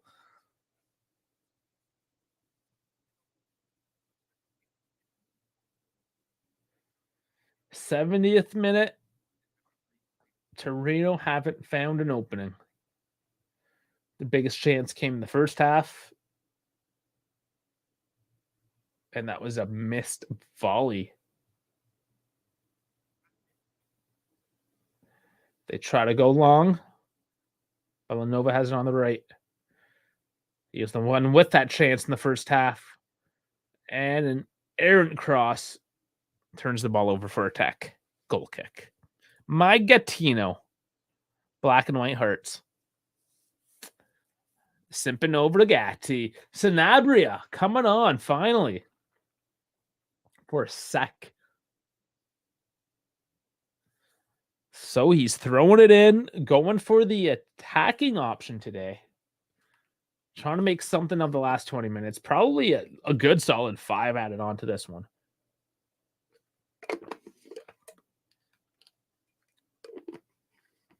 The Sanabria have what it takes. Talking about guys, you want to talk about guys that have been around the block a few times? Sanabria. He's a name I've just been hearing, you know, not a huge name, but year after year, it keeps on coming up. Oh, and Vlasic comes away, and Gatti picks up a yellow. Sis losing his man and coming in hard. Professional fail. Yeah, he lost his man, Frankie. He did well. He got the ball.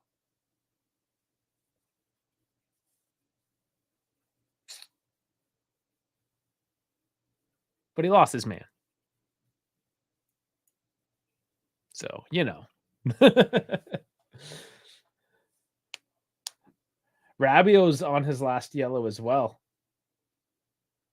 And Zapata taken out. Starting to get a little messy. Here's a free kick. What do you mean, will I watch Lord Burnett in the flesh? I have. I didn't get to see Insigne because he was always injured.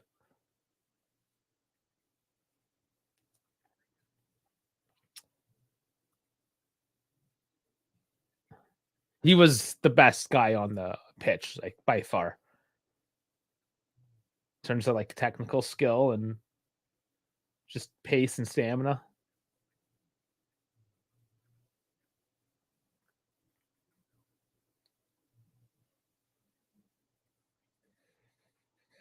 So they're finally setting up here. Here's the kick. Goes straight into the two-man wall of Keenan Millick. Yes, I know. Berna's new look. It's something else, I tell you. Something else. Here's a counter, though. Good turnaround. Rabiot coming in. Kostic now. Cross out for a corner. He does. That's a problem I kind of have with Kostic. He always seems to find his defender. Yeah, sure, he wins corners like that sometimes as well, but it's like he doesn't have enough pace to really get ahead of his man, so he just like goes as long as he can, and inshallah. But he takes this corner, short, cleared off, but straight back to Loka, who's going to dump it back into the mix to Kostic. Crosses in. That one looked decent, but bounces off to Milinkovic Savic, who collects easy enough.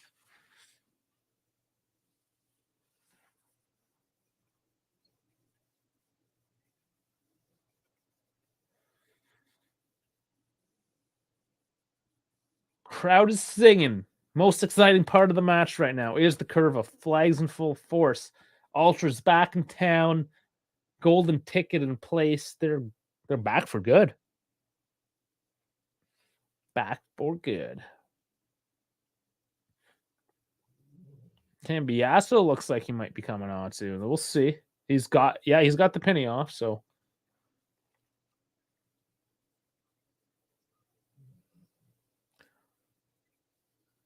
definitely a swap in for Kostic, who hasn't shown the most. Now, Cambiasso can technically play that right wing role as well. Tongue twist and roll Weah. That right wing role where Weah plays. Say that one any more than once. Kostic at least coming back defensively now.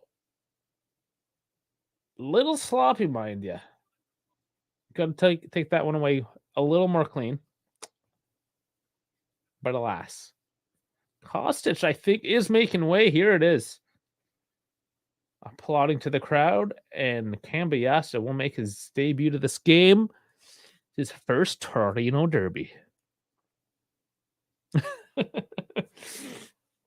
Illing Jr. exists. Allegri, I hate you. Yeah, he's good, but he's honestly maybe next year. I think next year. Yeah. Frankie saying good game from Costas today. Honestly, yeah, it wasn't his worst. He played a little bit better.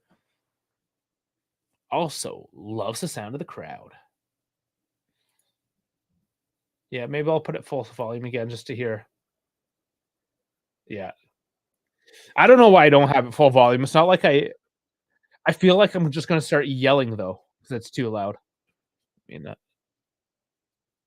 I I guess I don't have to listen to it that loud, but it's nice. It's nice to hear.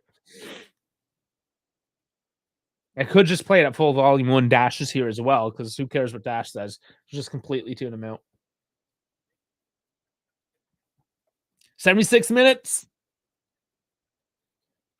Coming to the closing act of this game. Still 2 goals to nil. Inter tying today to Bologna. We'll look at the weekend scores thus far, of course, in the post game. Give you a little sneak peek into how the weekend's looking so far. Milan playing this afternoon, so that'll be interesting to see as well. Napoli still needs to play.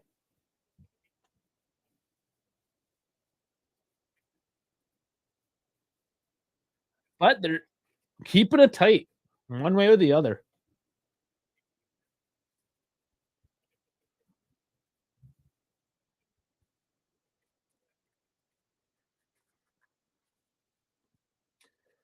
Does Torino have anything? They push it down the left.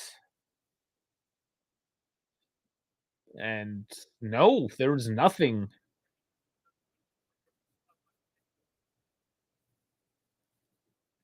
I fear this one is done in justice, but we just need the crowd to sing to us now. Entertain us for the last few moments, because I know Allegri murder ball, full effect, lock her down, park the bus, nothing more is coming home, nothing more is coming through. It says lock her down, go home to mama, take a plate of pasta. Milk's still running for it, trying to press on. Maybe snatch a second one up there. Why not?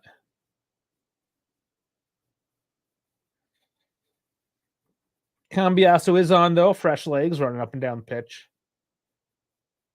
A lot more active, which is important. Just the fresh legs, just to mark a man, get back onto that defensive phase. Okay, attempts up on the board here. 15, 5 on to 7-0 in Torino. So no threat. Nothing on target. Atalanta didn't get any shots until the 60th minute or something, their last game. Wow, slides all around. Slides for everyone, but ball does come away for Juventus.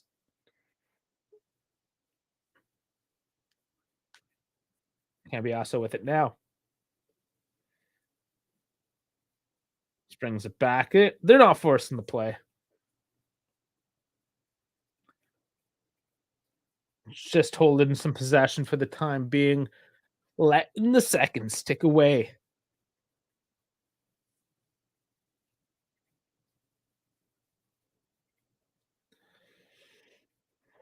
So Milik, why did he not start?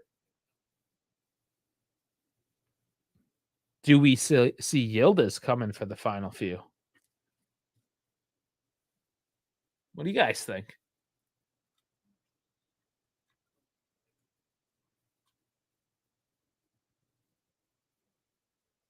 Also to note on Thought Mob, Paul Pogba is still just coming up, red card suspended.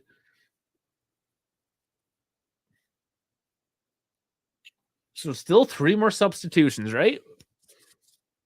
I wouldn't mind seeing Yildiz if it's just for a few minutes, just to close out, get him to run around a bunch. And Keane's more than capable of playing a 90.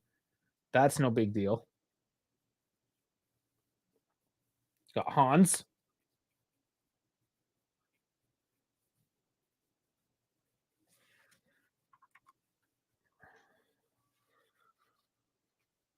Fajoli, of course, he's probably going to come on. So Hans, Yildiz, Fajoli, Illing, Lugani, and of course Hoisin sauce. And Hoisin's not going to come on. If they need a defender, Lugani's going to be the one. Jolie, I can see him coming on.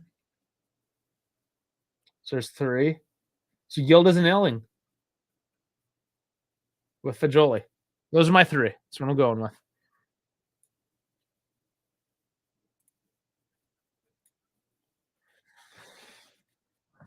So 9 minutes remaining, and I'm gonna say a 5 added on.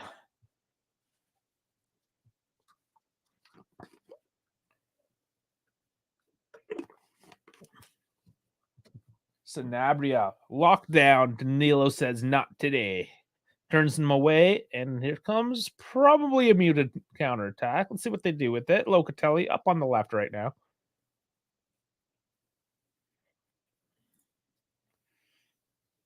Chosen, I'm saying Yildiz on the touchline. Yeah, Frank saying if anything, he'll be a late 86th minute. Yeah, something like that. Get him his debut. Torino Derby. Why not? Down and dusted. And of course, if you are new here and if it's your first time or you just didn't know about it, we do have the call-in show shortly after the game ends. So you can call in. We share the link. You just got to come join us on our platform of choice. That's StreamYard. Give you that StreamYard link and just join in. Don't need to have your camera. Could just be audio if you wish. And yeah, you just get to bitch and moan, celebrate, say what you got to say. Go old man crazy or hipster or whatever your jam is. Just come in and give us your jam. Of course, I should say it's also Canadian Thanksgiving this weekend, so happy Thanksgiving to all my cuttermen. Can't be asked. So that looked clean. He was coming away with it, but no good. No good. It is called back for a foul. Saying Eel's been on the touchline for a few minutes now. Yes, we'll see. Couple more minutes before we'll see him anyways. No, Fanita. I watched United score 2 times in extra time. Yeah.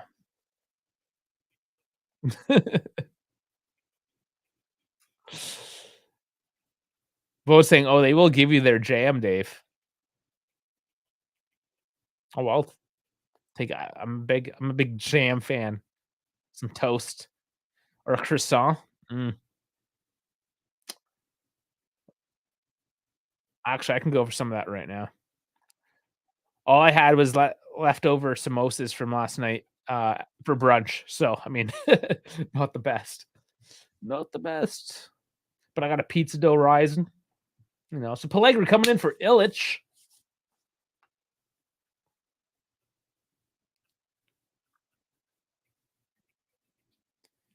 I mean, if they're gonna score, this is it. They got their attackers on board.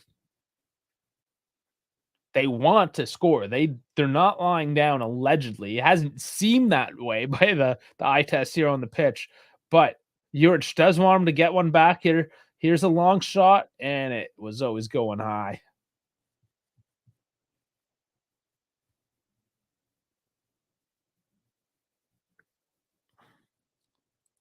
Maybe on a biscuit. That's a limp biscuit reference, just as Kenan Yildiz is being called on for Moise Keane to make his Serie A debut.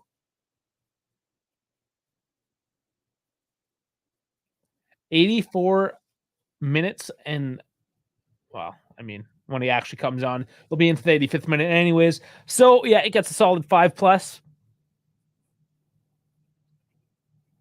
Keane had an all right game.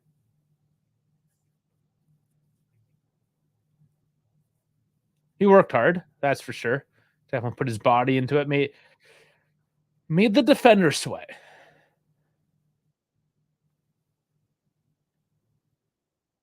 Way, yeah, nice steal. Here's an attack. Rabiot can't sneak it through for Yildiz. That would have been wild. Yeah, I really wanted a Keane goal. I'll always take a Keane goal. Is it true that Allegri doesn't like long hair? If so, Keane will. He wants a professional cut. I don't know if he can straight up come out and say, "Oh, you can't have long hair." Rabiot has the ponytail as well, but his thing when Yildiz came on, it was that preseason match. He was always touching his hair, getting it out of his face, and it drove him nuts. It was like basically saying, if your hair is getting in the way, if you can't control it, you will cut it. Oh, Zapata with the header off a long cross, puts it onto Taki. Oh, had to work a little bit, but still 2-0. More Rabiot hate. No big deal. It's normal the past few weeks. Here's Yildiz now. Oh, nice forward run by Danilo. Gets a cross in, cuts it back. Milik puts it on. Big rebound. Cleared off, though. Wild. Yildiz making an impact. He's got it again here. Shoot. Oh, does he? No, he gets held up. It's the big leagues now, boy. You can't just walk through everyone. Unfortunately, he'll learn that lesson.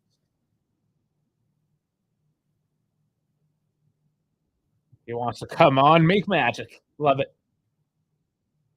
You know, you only got to play for a few minutes. You might as well give her your all.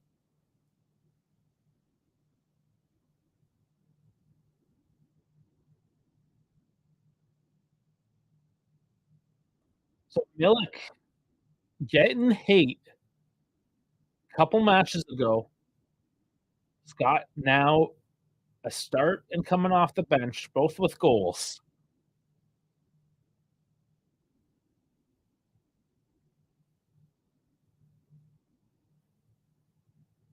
Pellegrini with it now. Substitution, loses it, but wins the throw-in.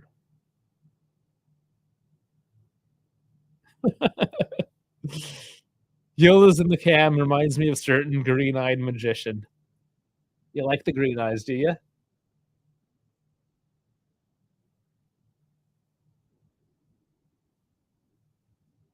Well, yeah. You tugging his guy, picking up a foul.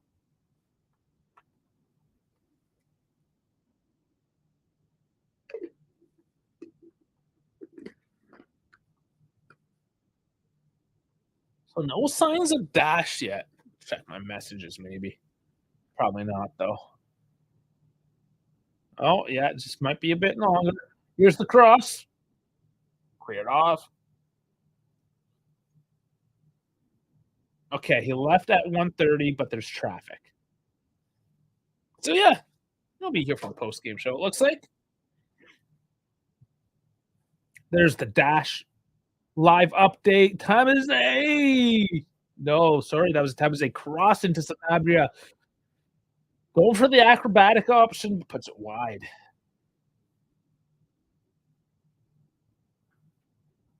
That was actually a nice cross into the box as well.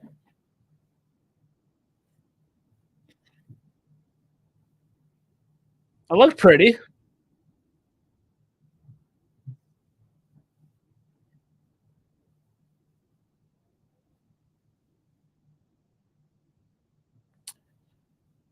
$30 seconds left of regulation. We'll see what gets added on. We'll see if we get into that magic yield to start to show.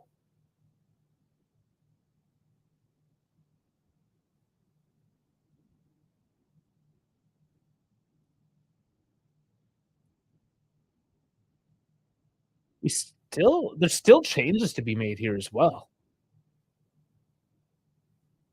Torino have one. We have two. 6 added minutes. Ooh. Yildiz gets taken out.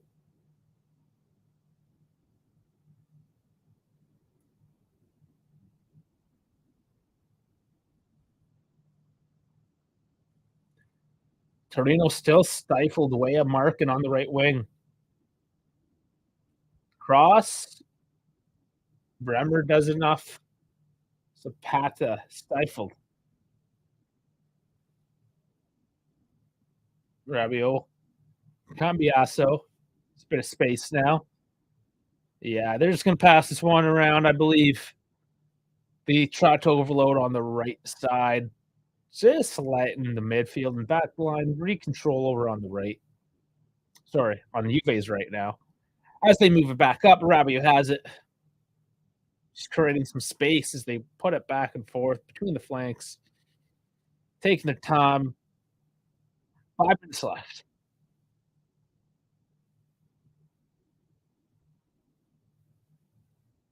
Wea, I like how he does a lot of the cutting in, but can also drive the wings.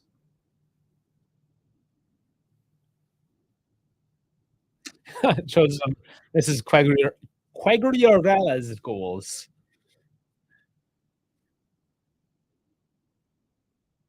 Yeah, I always enjoyed him, even when he all the other teams he's played for as well, but he's still on Sampdoria, I'm pretty sure, getting a few minutes here and there.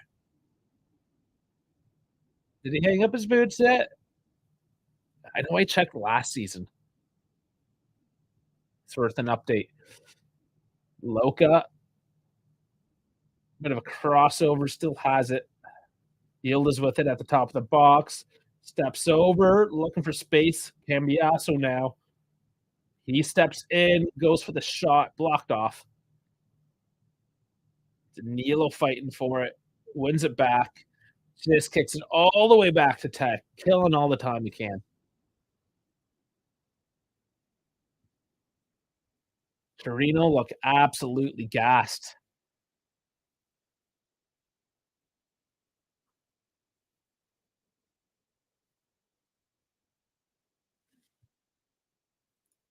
So currently, that puts Juventus 17 points. Napoli can still tie up.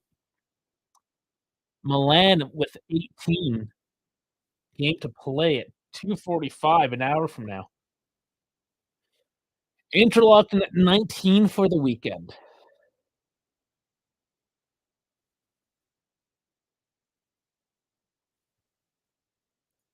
Napoli, they have to play Lecce. No, sorry, that was last week. Fiorentina tomorrow at 2:45. That's the weekend match, Sunday prime time. Bremer taking a bit of a knee here. I mean, just put Rugani in for a couple minutes of his got a concussion, man. Like, it's all wrapped up.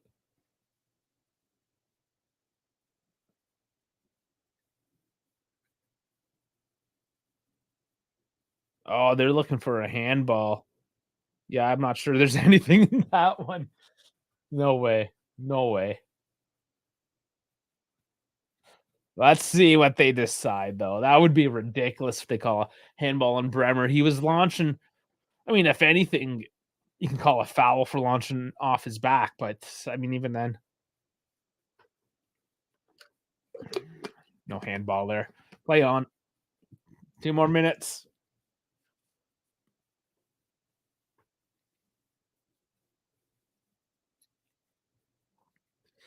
Kenny playing his full 90.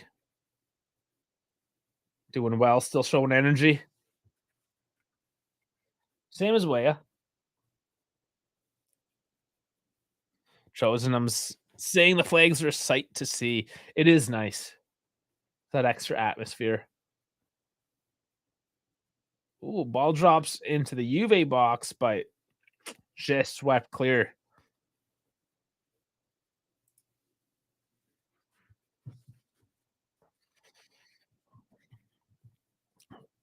Bus is certainly parked. Nothing's coming through. Oh, that one actually almost does. If sloppy ball bounces around.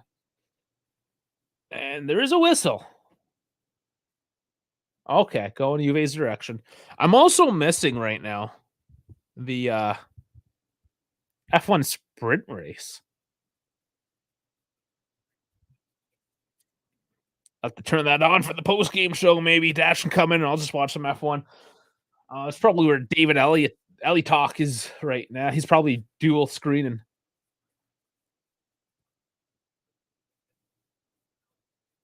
Yours ain't looking too happy today. Too bad, my son. Maybe next time. Oh, almost goes through to Milik. That long ball headed off by Yildiz. But it does go to Milankovic. Milinkovic Savage. Seconds left. Long ball to Zapata. Doesn't work. Danilo showing his professionalism, stepping over his man. He's going to take his time, send it actually to Locatelli instead of just dumping it needlessly. The 96th minute is complete. And the whistle is gone for a 2-0 win on the board tonight. Eric Milik. Oh boy, oh boy. 2 in a row. And Frankie, where you at? Where you at, buddy? Your boy, Federico Gatti, for his first Serie A match goal. Colin also was saying, yes, sir. Did you get Colin got the score predict? Oh, did he? Was it in there? I also no, I got one no. Okay, so Colin got one. All right. I'll check in on that as well. But yeah, I mean, there it is, guys. 1-0 for the old Juve. I gotta put on the F1 now, though. I'm doing it. I am putting the F1. F1 sprint. That can go on in the background as we post game this. Oh, somebody didn't look happy. Piastri, the rookie, in first. So I think we're happy today, guys. Frank saying Costas give him the highest rating on FOTMob. So he does. Yeah. Well, let's look at that then, why don't we?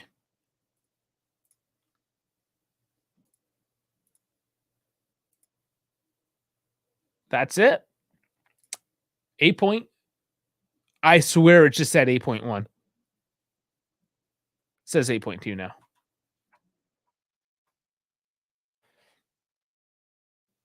$8.2 though. Let's look. Played 76 minutes, 1 assist, 2 shots, 72% passes, created 6 chances.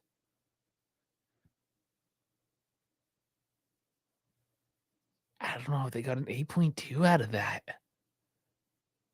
Crazy. Okay, I mean, it is what it is. Keane with a 6, Murati 6.5. So Kostic H2, 8.2. Rabiot 7.4. Loka 7.6. McKennie 6.8. Weah 7.4. Danilo 8. Bremer 7. Gatti 8.1. And Tech a 7.5. I think they're pretty decently on point. I would maybe knock McKennie. Yeah, that's decent for McKennie. Kostic just a little high. A little. I would put him at like a 7-8. Maybe even an 8. A solid, just 8. Yeah, it did just update right at the end. But how's it go to 8.2 if he had been substituted for 15 minutes at that point? Jesus, I don't know. Weird. Okay, so I mean, whatever. It is what it is. Let's look at more of the stats. So we only made 3 substitutions. They only made 4. Which I find interesting. Not even for the last couple minutes, just to say, hey, go run around for a little bit. Not even that. I'd be disappointed if I was on the bench for that one. Okay, our momentum actually is a little more balanced out this week, and we have more of the peaks. A lot better to see that. Where's the stats? Where do they put the stats?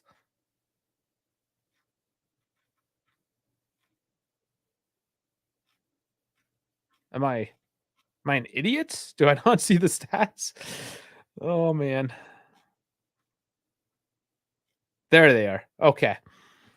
Quick refresh. So it was a 50-50 possession.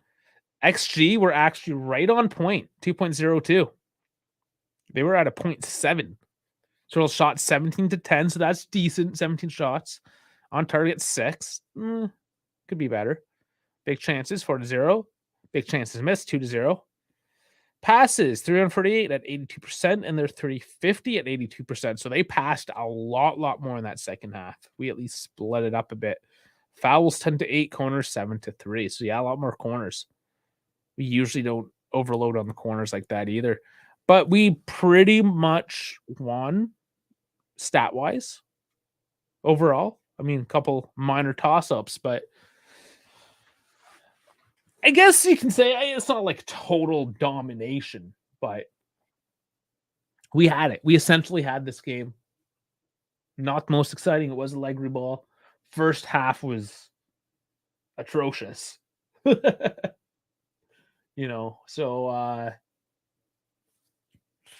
there's 5 cars out in today's sprint race already. So that's also exciting. F1 race fans, you're gonna have to catch up on that. I'm gonna have to look at some replays. Yeah, Jeff's saying much better second half. Guys, I gotta share the link. You don't want to hear me talk. I was hoping for Dash to come in and do some crazy Eastern European accent for me. But you've heard me now for 2 hours, 10 minutes. Long enough. Link is in the chat. Please do join in.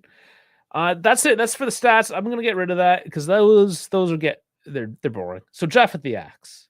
With an X. The X? Jeff with the X, because he's from the Tampa Bay. Crap, I was close to my prediction. I had a 2-1. Close, but not. No, you lost. Dash, I'll be on 10 minutes. Man, you are held up. Why is traffic always so shit where you live? Live somewhere better, Dash. Jeez. So links up. Check it out. Lines are open. And I want to hear what you guys have to say. Jeff, I'm going to hear you today. Is there any new takers? We always hear from the same guys. We like to have new guys once in a while as well. I feel like maybe you might be a little bit intimidated by us, which I understand.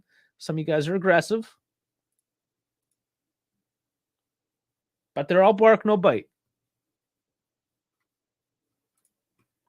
Doesn't use horse and buggy. He's from Motor City, America there. Detroit. I wonder what he drives. I don't even know what he drives. Dash, what do you drive? People saying the most important thing today is the win, and he is absolutely correct. It is the most important thing, and it's 2-0. I mean, that's clean. That's nice and clean. Misak in the house. What's going on? Yo, I'm at work. I was watching it at work. Yeah. It's congratulations. Shooting is black and white as it's always been. Yeah. Always and forever. How was your impression of the game? Oh, first half was not great. Second half, we got a couple bangers, and then parked the bus, chilled out, and did the Allegri thing. It out. Yeah, I honestly, to be honest, me too. I didn't expect anything more. Especially not because of Vlahovic, especially without Chiesa, because he's our everything. So losing him and putting Miretti instead of Miretti, like he had a bad game, I think, in my opinion. He was stifled a lot, lost possession a lot, was too slow. So like he has to improve. But Yildiz in that cameo on 10 minutes showed me that no, if Chiesa is out, Yildiz should play. Chiesa's out. Oh my. If Chiesa is out, Yildiz should play. No, he is good. If he can know a player is good, how they handle the ball. Okay, we have Keen supporter here. Is this Bones? Yeah, King was great. It is me. Honestly. Colin's in, Jeff's in, everyone's in. Welcome, everyone. We're just missing Dash. I see you guys later. I'm going to go continue my work now because I took a 2-hour shady leave. Take care, Misak. See you guys. Yeah, thanks for joining. Take care, man. Bye-bye.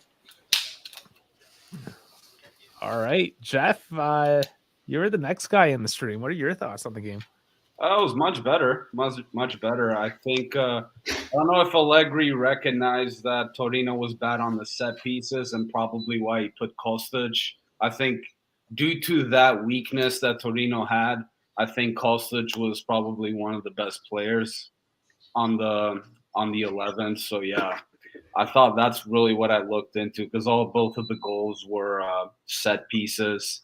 And then there was other opportunities that we had close to scoring again based on set pieces. So I thought Kostic was the man for the job for this game. First half was a disaster. Obviously, I didn't really like it. No creativity, no work. Everybody was scared. It just seemed like crap, to be honest. Second half, much better. They pulled it together, which is great. Milik did his job. Keane did fine. He just needs to be more clinical and maybe watch those offsides, like Yeah. especially in the first minute. Like I think he finished it perfectly. Weah did good. I think McKennie and Weah combination. I'm liking that. But other than that, yeah, I think it's fine. Let's focus on Milan now, and I think that's it. That's it. All right. Colin, what are you Well, saying? I'm pretty disappointed Misak was only around for 30 seconds. That was like, Getting all riled up, were you? no. I felt like today I would have probably the same opinion as him. I was super underwhelmed. It's games like these where we need to rectify our game plan. Right? We get to like kind of bare minimum and building blocks. Yeah. And I felt like, I'll use Yildiz when he came on as a reference point. Night and day for the last 10 minutes, an absolute night and day because of one player. And I think it was the 86th minute. Rabiot was bursting down, and Yildiz was to his left, and I think Milik was off to his right. He could have he laid it off late to Yildiz, and the ball was behind him. Yeah, so he held it long, and it reminded me of us when we play pro clubs because we're all greedy bastards. Where we held it too long, and then we get caught up, right? And to me, that was our major problem is that we have guys like Keane who can finish, but they need the creative people behind them, but we don't have that. I thought I was super underwhelmed. And that kind of like scared me because Rabiot is one of our main goal scorers, unfortunately. And even him, he's more of like a box to box, super talented Arturo Vidal. So to me, it was just exemplified our limitations. I'm super happy that we won. I'm super happy that I predicted it. And 3 points. But yeah, I think that we need to start to mitigate be serious about our expectations of the year. Unless if you can't, people will say like creative players cost money. Okay, if you can't buy them, then we need to teach them. So we need to start to see some fruition on that end.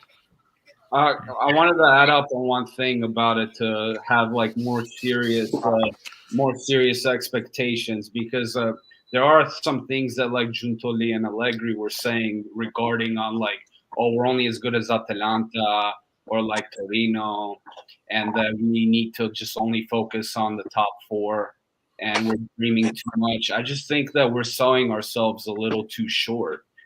Like that's really what I think. It's just you could say I just think what it is that I don't think you should say that in public. You should at least talk to your players in private, especially with Allegri. Like Allegri's been doing this for years. Where Allegri's a politician in the making. He always underplays things, and I know for the benefit, right? So I don't mind how they do that, but he's never gonna do that. But I think it's just like there are things that you can say out in the public, and there are things where you got to say in the locker room, and that's the only concern. I think we're really selling ourselves short. I think we got a lot of good talent. No, I think it's an underplay. Yeah, I think it's just politics, man. I think you read too much into that one. I don't know, but okay, Frankie's in, but Bones has been waiting as well. Bones, what's going on? I was just gonna say, but I do agree. Like, especially like on smaller games, we should be trying something different. Especially when you notice that your midfield hasn't been really creating anything. Like, how can we move this around to put a different player to maybe see if we see a spark in something, you know? Like I was telling Dave, even though Keane didn't score, but I see a lot of like hold up plays with him. Like he can really hold the ball. Like and like him maybe behind the strikers or something could maybe do something, but try something. I want to see something. I'm glad we won though. Like that's Keane is a consummate finisher. He needs supply. Yeah. He just needs some consistency as well, I think. Frankie, man, what's going on? Gatinho! He's been holding back. I've been holding back a little bit, but my boy Gatti scored today. I'm very, very happy about that. Of course, I just want to talk about the great reception from the fans today. It's a derby, obviously, so people are going to show up a little more. But I mean, it's just the atmosphere was amazing. This is what we need every single game. Oh yeah. Yo, 100% agree. 100% agree. 100. Yep. For sure. You know, Well, you know where that atmosphere went? It went with the J. Yeah, I knew you were gonna bring that up, but you're just too emotional. That's all it is. People You know say, what? That one, I won't argue that. I won't argue that. people say Keen startings make me feel so much danger on the rivals area. Dude, even that offside, that beginning goal, obviously he scored that. It was offside. That was a phenomenal finish. Absolutely. That was, and his control too to bring it down.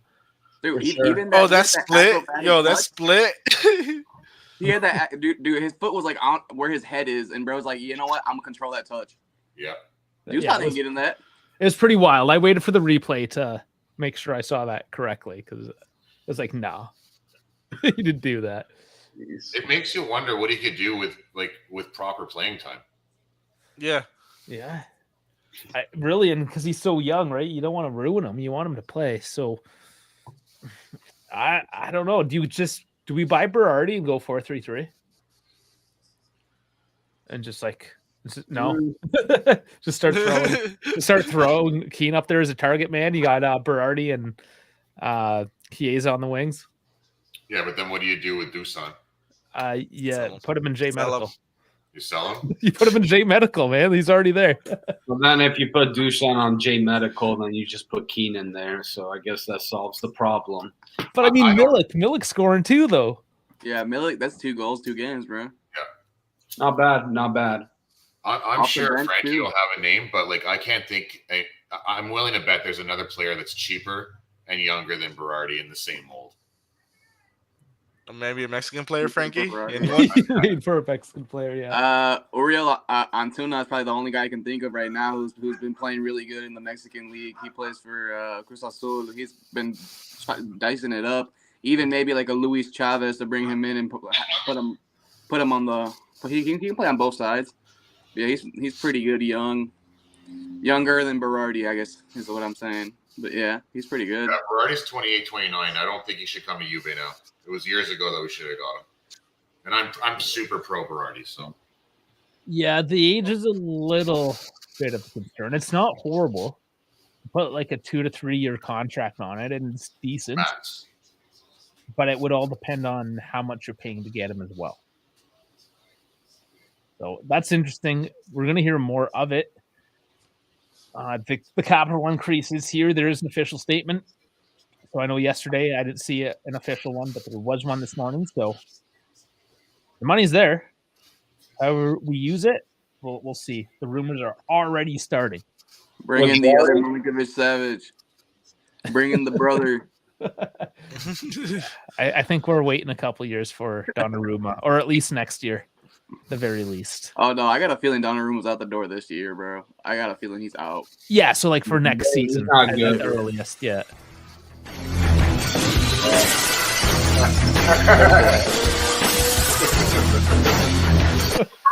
Boo! Boo! Talk about What a an fucking entrance, huh, everybody? Oh Talk, my gosh, talk is here. about Well 316. played. Well played. Torino 316 just said we just whooped their ass. 2-0 win. What? What? No. Do you smell what the There we dash is go. cooking? Yeah. No, hey, Dash. Next time you gotta come in with some beers and like clank them together and chug them. You gotta do it that way. Yeah. It's an expensive rig.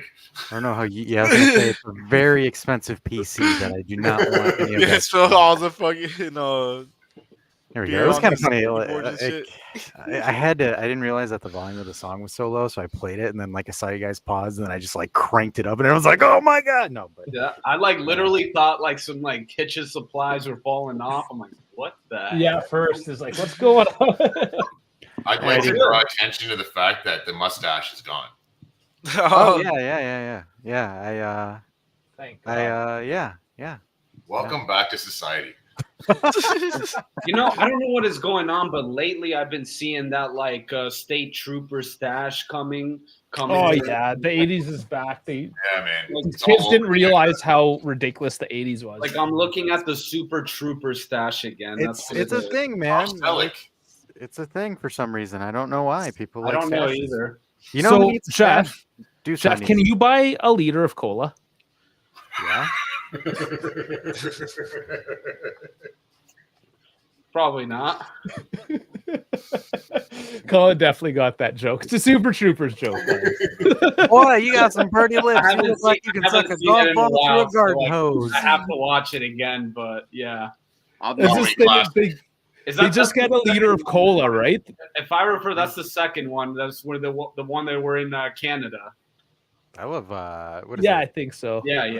Fucking- I haven't seen that in a while, so Because they go and they want a cola, right? And yeah, I it's like forget a what he says, liter. like, "Go pick me up a whatever of cola," and he comes back and it's like, "A liter of cola? What's a liter of cola?" No, I get it. No, I get it now. Like, cause yeah, we don't even use Fucking, liters. Like, we're just so separated from society. Fucking Farva. Fucking- Well, there's your homework, guys. Super There you go. Troopers. Dave, you can take your break if you want, buddy. I am going to take my break. I was waiting for. Is Kevin not coming on, or has he been abducted by the Drugi Ultras? Like he's Maybe Kevin wasn't in his normal seats, and he was like up in the nosebleeds in the Cordova. So yeah. Welcome to being a peasant. No, I'm just kidding. We love you, buddy.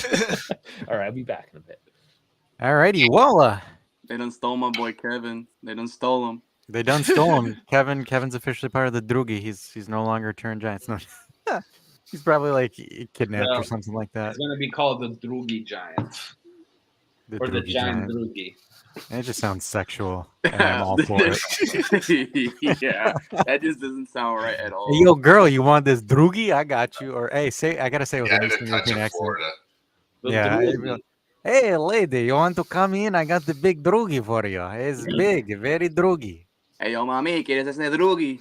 Yeah, sí, mamacita, vamos a huevo mi Drugi, no?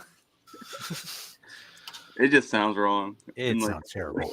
sounds so Totally wrong. terrible. I need to put the rated M. Listing. No. So I think it was interesting because I was listening to your guys' takes as you came in, and I think we're all in alignment here. I think though, I was really disappointed in Allegri for not trying the 3-4-1-2. That was my main thing, right? Torino, in my opinion, look, Juric is a great defensive coach, but like the guy has the offensive prowess of a puppy dog. Like offensively, Torino threatens you like a puppy dog. They have literally nothing. Zapata can create some shit out of nothing, though.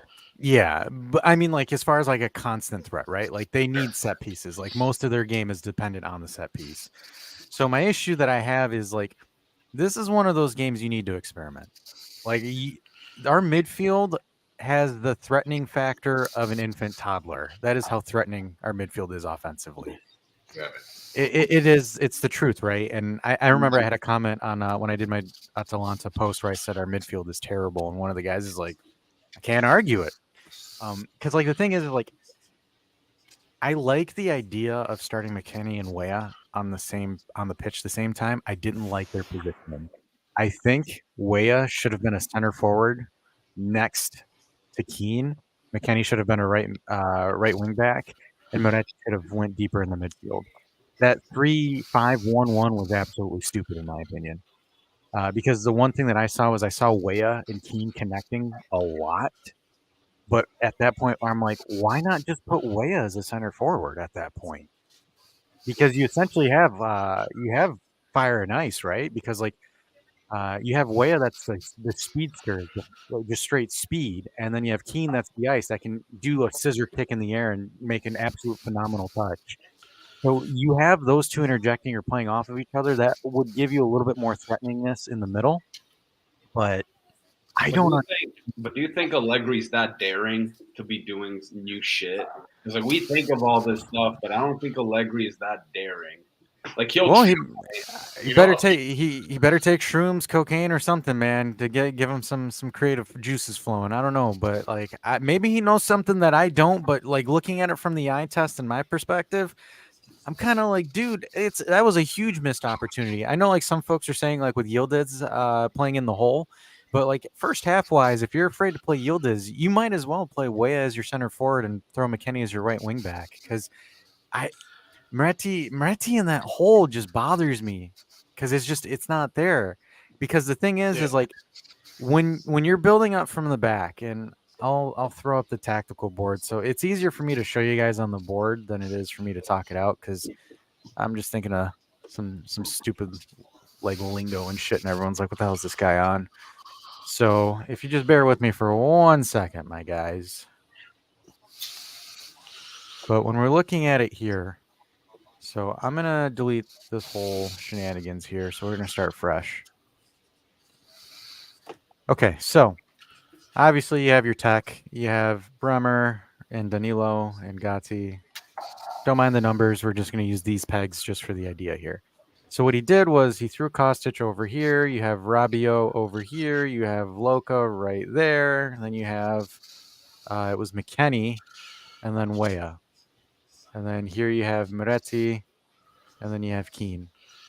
So the issue that I had with this is now offensively when you're building, so obviously Kostic goes up here, Danilo slides here, and then Rabiot and Locatelli. So Locatelli becomes the auxiliary back, and Rabiot goes here because if you've noticed offensively, Allegri likes to attack in a diamond pattern, or I like to call it a parallelogram. So it's always in this kind of thing. The issue is when you have Rabiot here, Rabiot cannot play with the ball to save his life. It is absolutely atrocious. So now you're looking at to connect the offense because again, Moretti's kind of in this weird shape. You need Rabiot to essentially play or switch play on this right side. Him playing on the ball is not good. No bueno. Because the thing is, go ahead. I was gonna say, going off of what you were gonna say, man. There's so many times I noticed there's like someone opening a wing, and all they had to do was get the nice little long pass, and they're gone, and no one does it. No one does it. Earlier, man. That's why we should be scared of this game. This game put our limitations on full exposure. I have one question, Dash. What do you think about instead of in the positioning aspect? So instead of what Rabiot is doing, we switch it with Locatelli. Problem is you can't. So you're saying, so let me actually put these so I don't confuse people. Rabiot's 23, 25. Am I wrong in saying that Locatelli is fucking toothless? Yes. Or I mean, not wrong. You're accurate. All right. So what you're saying, Jeff, is switch them like this. Yeah. So this puts more pressure on your back line because so Bremer can't play with the ball. Gatti, as well as Gatti can play with the ball, Gatti is the high risk, high reward kind of guy. Where like if he does it, it looks fucking phenomenal and Frankie creams his pants. And if it doesn't, it ends up being. That's why I'm not on face cam right now. That goal did it to me too much. I'm sorry, guys. So that's the issue when you have Rabiot here instead of Locatelli. Because with Locatelli, you have. I'm not saying that he's terrible, but you have basic ball movement and ball control skills. Where Rabiot, guys, I mean, dude has concrete feet when it comes to touching the ball. So when you're doing it like this, now on the offensive third, you're relying on Rabiot to create, and it just doesn't make sense for me tactically for Rabiot. Rabiot needs got me at the Rabiot and create part. So when He's I a put workhorse. He's a Vidal. Like someone said, he's like a younger Vidal. Okay, yeah, I can agree with that. He got that dog in him, but he ain't got no. But that's it. That's pretty much it. He ain't got no feet. He got that dog in him, but no feet. I'm not gonna lie, it gets tiresome being right all the time. So, Shut up. and then when we look at it up top, and that's why I don't like with Moretti being in the hole, because the problem is the ball doesn't get this far when you're relying on Rabiot. Like we don't get to this point because of it. And when you have McKennie and Weah here, yeah, they overlap on the right side, but it's just that. Like you have these three, and then that's pretty much it offensively. Like it, for me, the one thing that I would have loved to see is I would have loved to see this. So you move in there, you go here, Moretti plays here. So and then now you have that alternating pivot because the issue is like, for example, if Locatelli was playing on the right, which he was to help facilitate the offense on the right, because then you would have this here. So Loca predominantly was like this for the most part. You have Gatti, Weah, and McKennie. The issue is now Danilo had to shift up to be that auxiliary pivot. So Kostic was here, Rabiot was here, and then Bremer would be holding this area here. So essentially what happens today is Danilo's the pivot on the left, so Loca could be the pivot on the right because Moretti's not there. If Moretti's playing deeper in the hole, essentially it's Loca on the left, Moretti holds the right, and then whoever's the right wing back will sync up with Moretti and such. But today that was the issue. And then again, offensively, when we look at things offensively, and we'll move Loca back over here, Danilo over here, him over here. Moretti and Keane, because Moretti's is going to drop down to cover any of the deficiencies on the left or the right side. That leaves Keane all by himself. So to get to Keane, you're essentially crossing through this area of traffic because Juric loves to stack the box. So like for my NFL people, he likes to put 7 in the box, essentially, to stop the run game because that's how Juric plays. He puts a bunch of players in the middle. So the only way that you're really able to get through to Keane is something high and over the top. And if you're in all honesty with that, your creativity or your goal scoring opportunities when you're playing like that is slim to none. You have like an X goals of 0.15 because that's you score 1 out of 15 chances you get like that. And with Keane, go ahead. Yeah, I'm glad you put like that you pointed this because I was saying this earlier. Do you think Allegri kind of purposely like played like this so that he can expose Torino's bad set piece play? For example, like they were weak on set pieces in today's game. Are they normally bad on set pieces on previous games? And Yeah. why he necessarily utilized this strategy? So this isn't where I'm more so going towards on this. This is more so how you do it in an open play setting, more than you do in a set piece. Because in a set piece, it doesn't really matter when you're doing a set piece tactic. When you do a set piece tactic, so essentially what happens is the defense lines up. Let me get rid of these lines so it's easier for you guys to see. So the defense has their line essentially here like this, and then you have your guys occupying certain spaces to play like a dummy or something. And then you have your main set piece taker line up over here and throw a ball here. So what the idea is error in the air game. Torino's not that good in clearing balls and set pieces. So the idea is for a free kick, it's different for a free kick than it is an open play. An open play.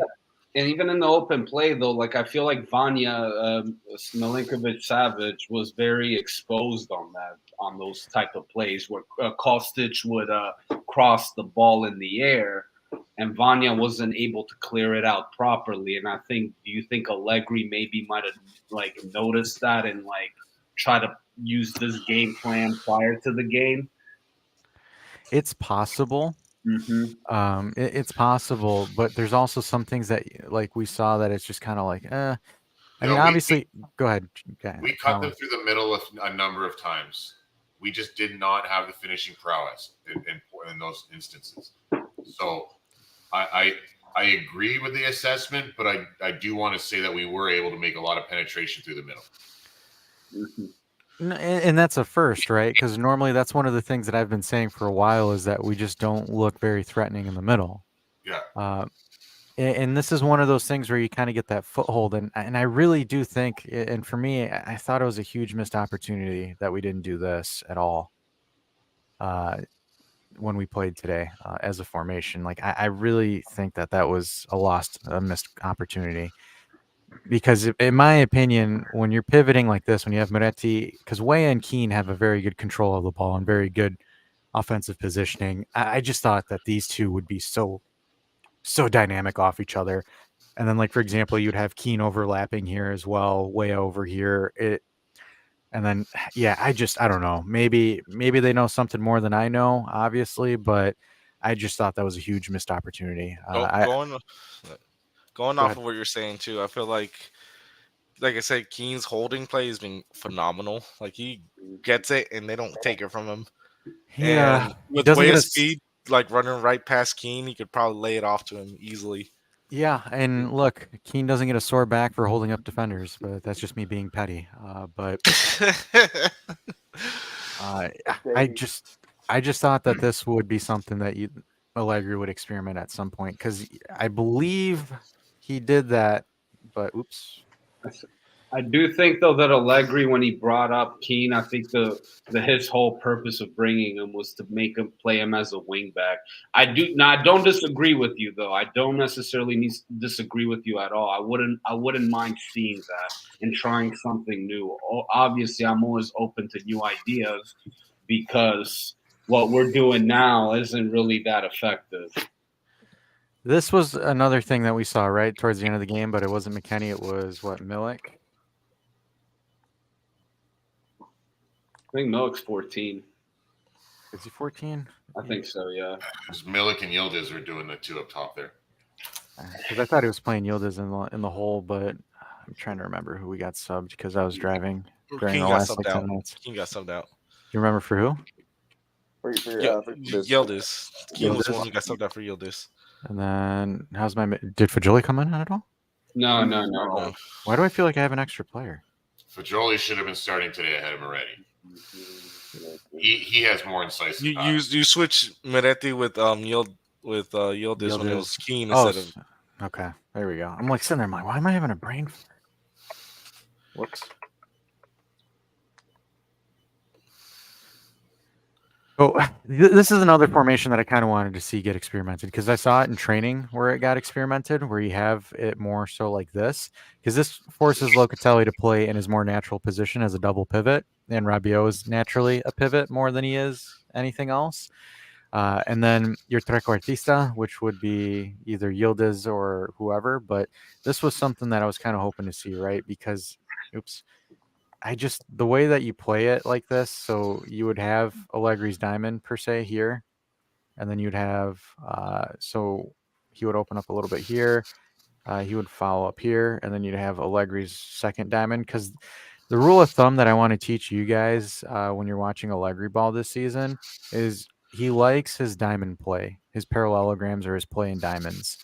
I don't know, maybe he listens to a lot of Rihanna and likes to shine bright like one, but Allegri is a big fan, and maybe it's Maninelli or whoever, but as far as a tactical approach, Allegri loves his diamonds. That's usually how his passage of play comes. But the issue is you need a lot more short passing specialists to handle that kind of workload.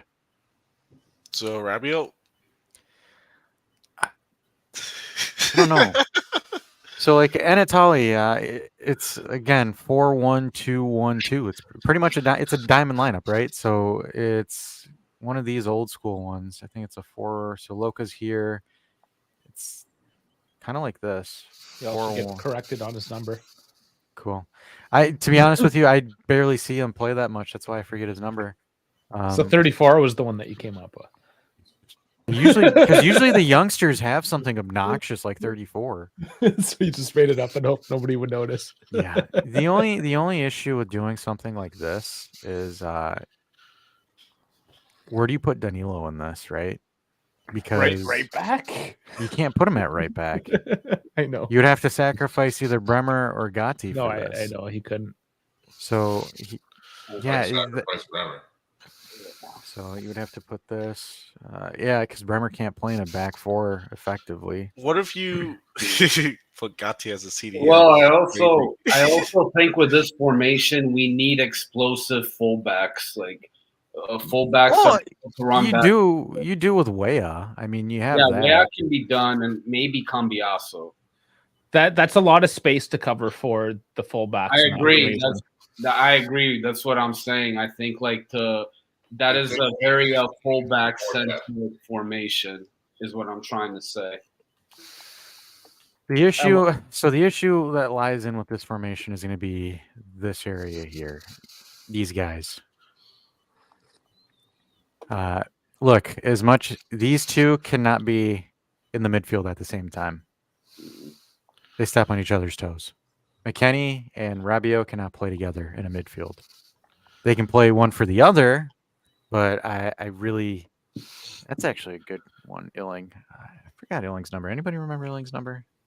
Because he changed his recently too. He used to be 41. 22. It's 22 now I believe so. for Illing. No, Way has 22. He replaces. That's way. Yeah. 21. My bad. Oh man.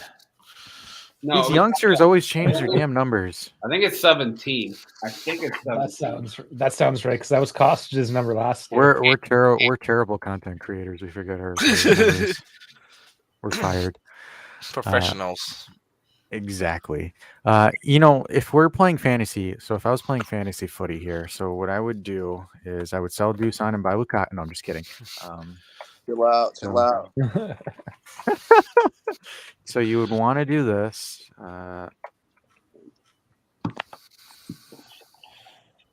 going to do the unpopular. So this is what I would think, right? So I'd put Chiesa here, and then I would throw Keane up here. Confirmed 17 on the Juve website.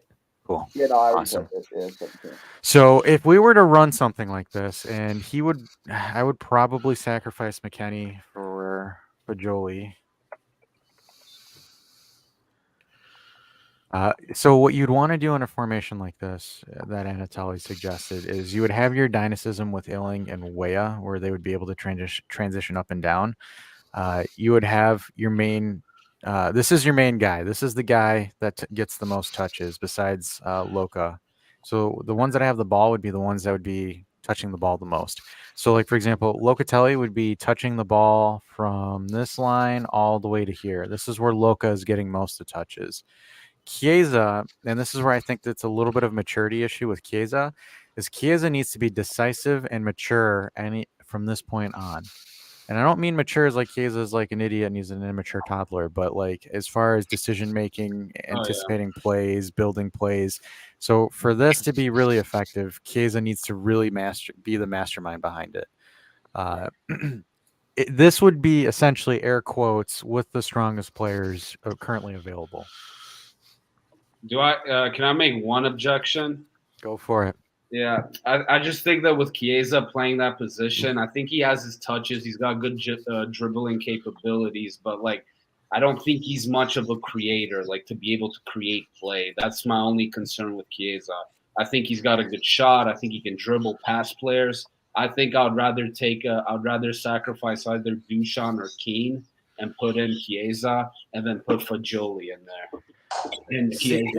See, but that lies in the maturity issue that I mentioned, right? Because the thing is Chiesa has the attributes to go this way, to go this way. So when you're putting him here, you're essentially utilizing 50% of his capability. When I'm looking at it from a performance perspective as a coach, because you're not really going to attack this way when you're at this point of the field, when you're playing that too. You're only going this way. So essentially, you've effectively taken half of his game out. So one of the things that, and I will give him props, that Berardi does quite well, even though Berardi is isolated out here, he's a right winger by trade, Berardi knows how to go into the middle and really adjust things around. And I believe Colin is my witness because Colin knows a lot about Berardi, but Berardi kind of tracks from touchline to center and he's able to create and distribute the ball. I'm not saying he's better than Chiesa, but as far as of a maturity standpoint and understanding and reading the game, Berardi does that quite well. Simple solution would be just sell Chiesa. Simple solution. You trade Dusan for Lukaku. No.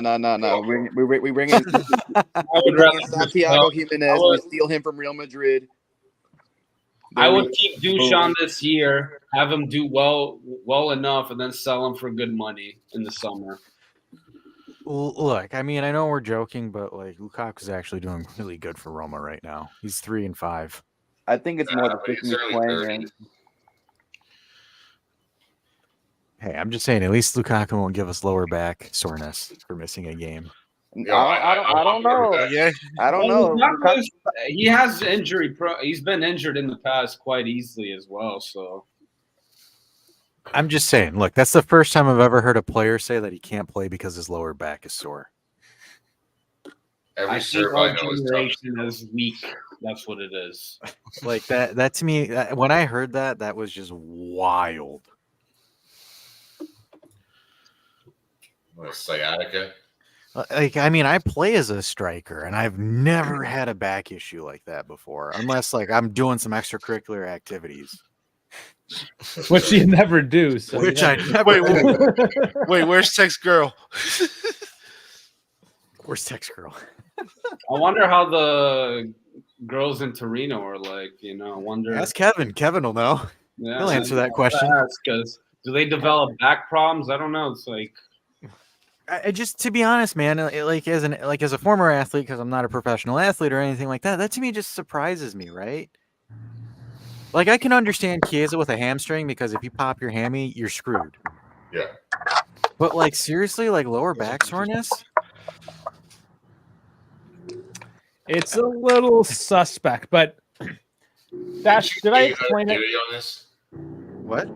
I think he said Dave posted something like he had a theory on Yes. injury, I believe. I mentioned it on one of the FC streams, but I can go on about it here. So basically everything's connected, which I know is an oversimplification, but he had a pull Beja. Now, there's a lot of nerves, and it's a very narrow opening, like coming through the pelvis, right? So a lot of stuff is happening in that pelvis groin area, and it does kind of wrap around from like the front of your leg up through your pelvis and wraps around and attaches to your low back. So there is a possibility, it's a theory, I'm not saying this is it, but it's a theory I have, that perhaps because of the aggravation he's had with his pull Beja and how those things are connected to his lower back, it's probably a knock-on symptom of that pull Beja that he didn't address to begin with, because you always hyper-focus on the injury you have now, and then you forget about the counterbalance, essentially. So he probably developed an imbalance between his front of his hip and his lower back. So just my theory. Take it or leave it. Makes sense. well, like a He's still a bitch. He's still a bit. He's like, yeah, he's still soft. And I just like because it was funny because him and McKenny were like kind of like bantering in training, and like he called McKenny soft in a sense, and I'm like, bro, you can't be calling McKenny soft when you like hurt your back. Like I was like, that's just that ain't it, dude.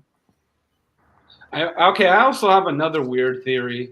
I always find it weird that like Chiesa and Vlahovic, well, at least especially with Chiesa, gets injured before an international game. Dude, I saw that comment on our preview. I died laughing. He's like, maybe he's trying to get out of going to playing for Italy.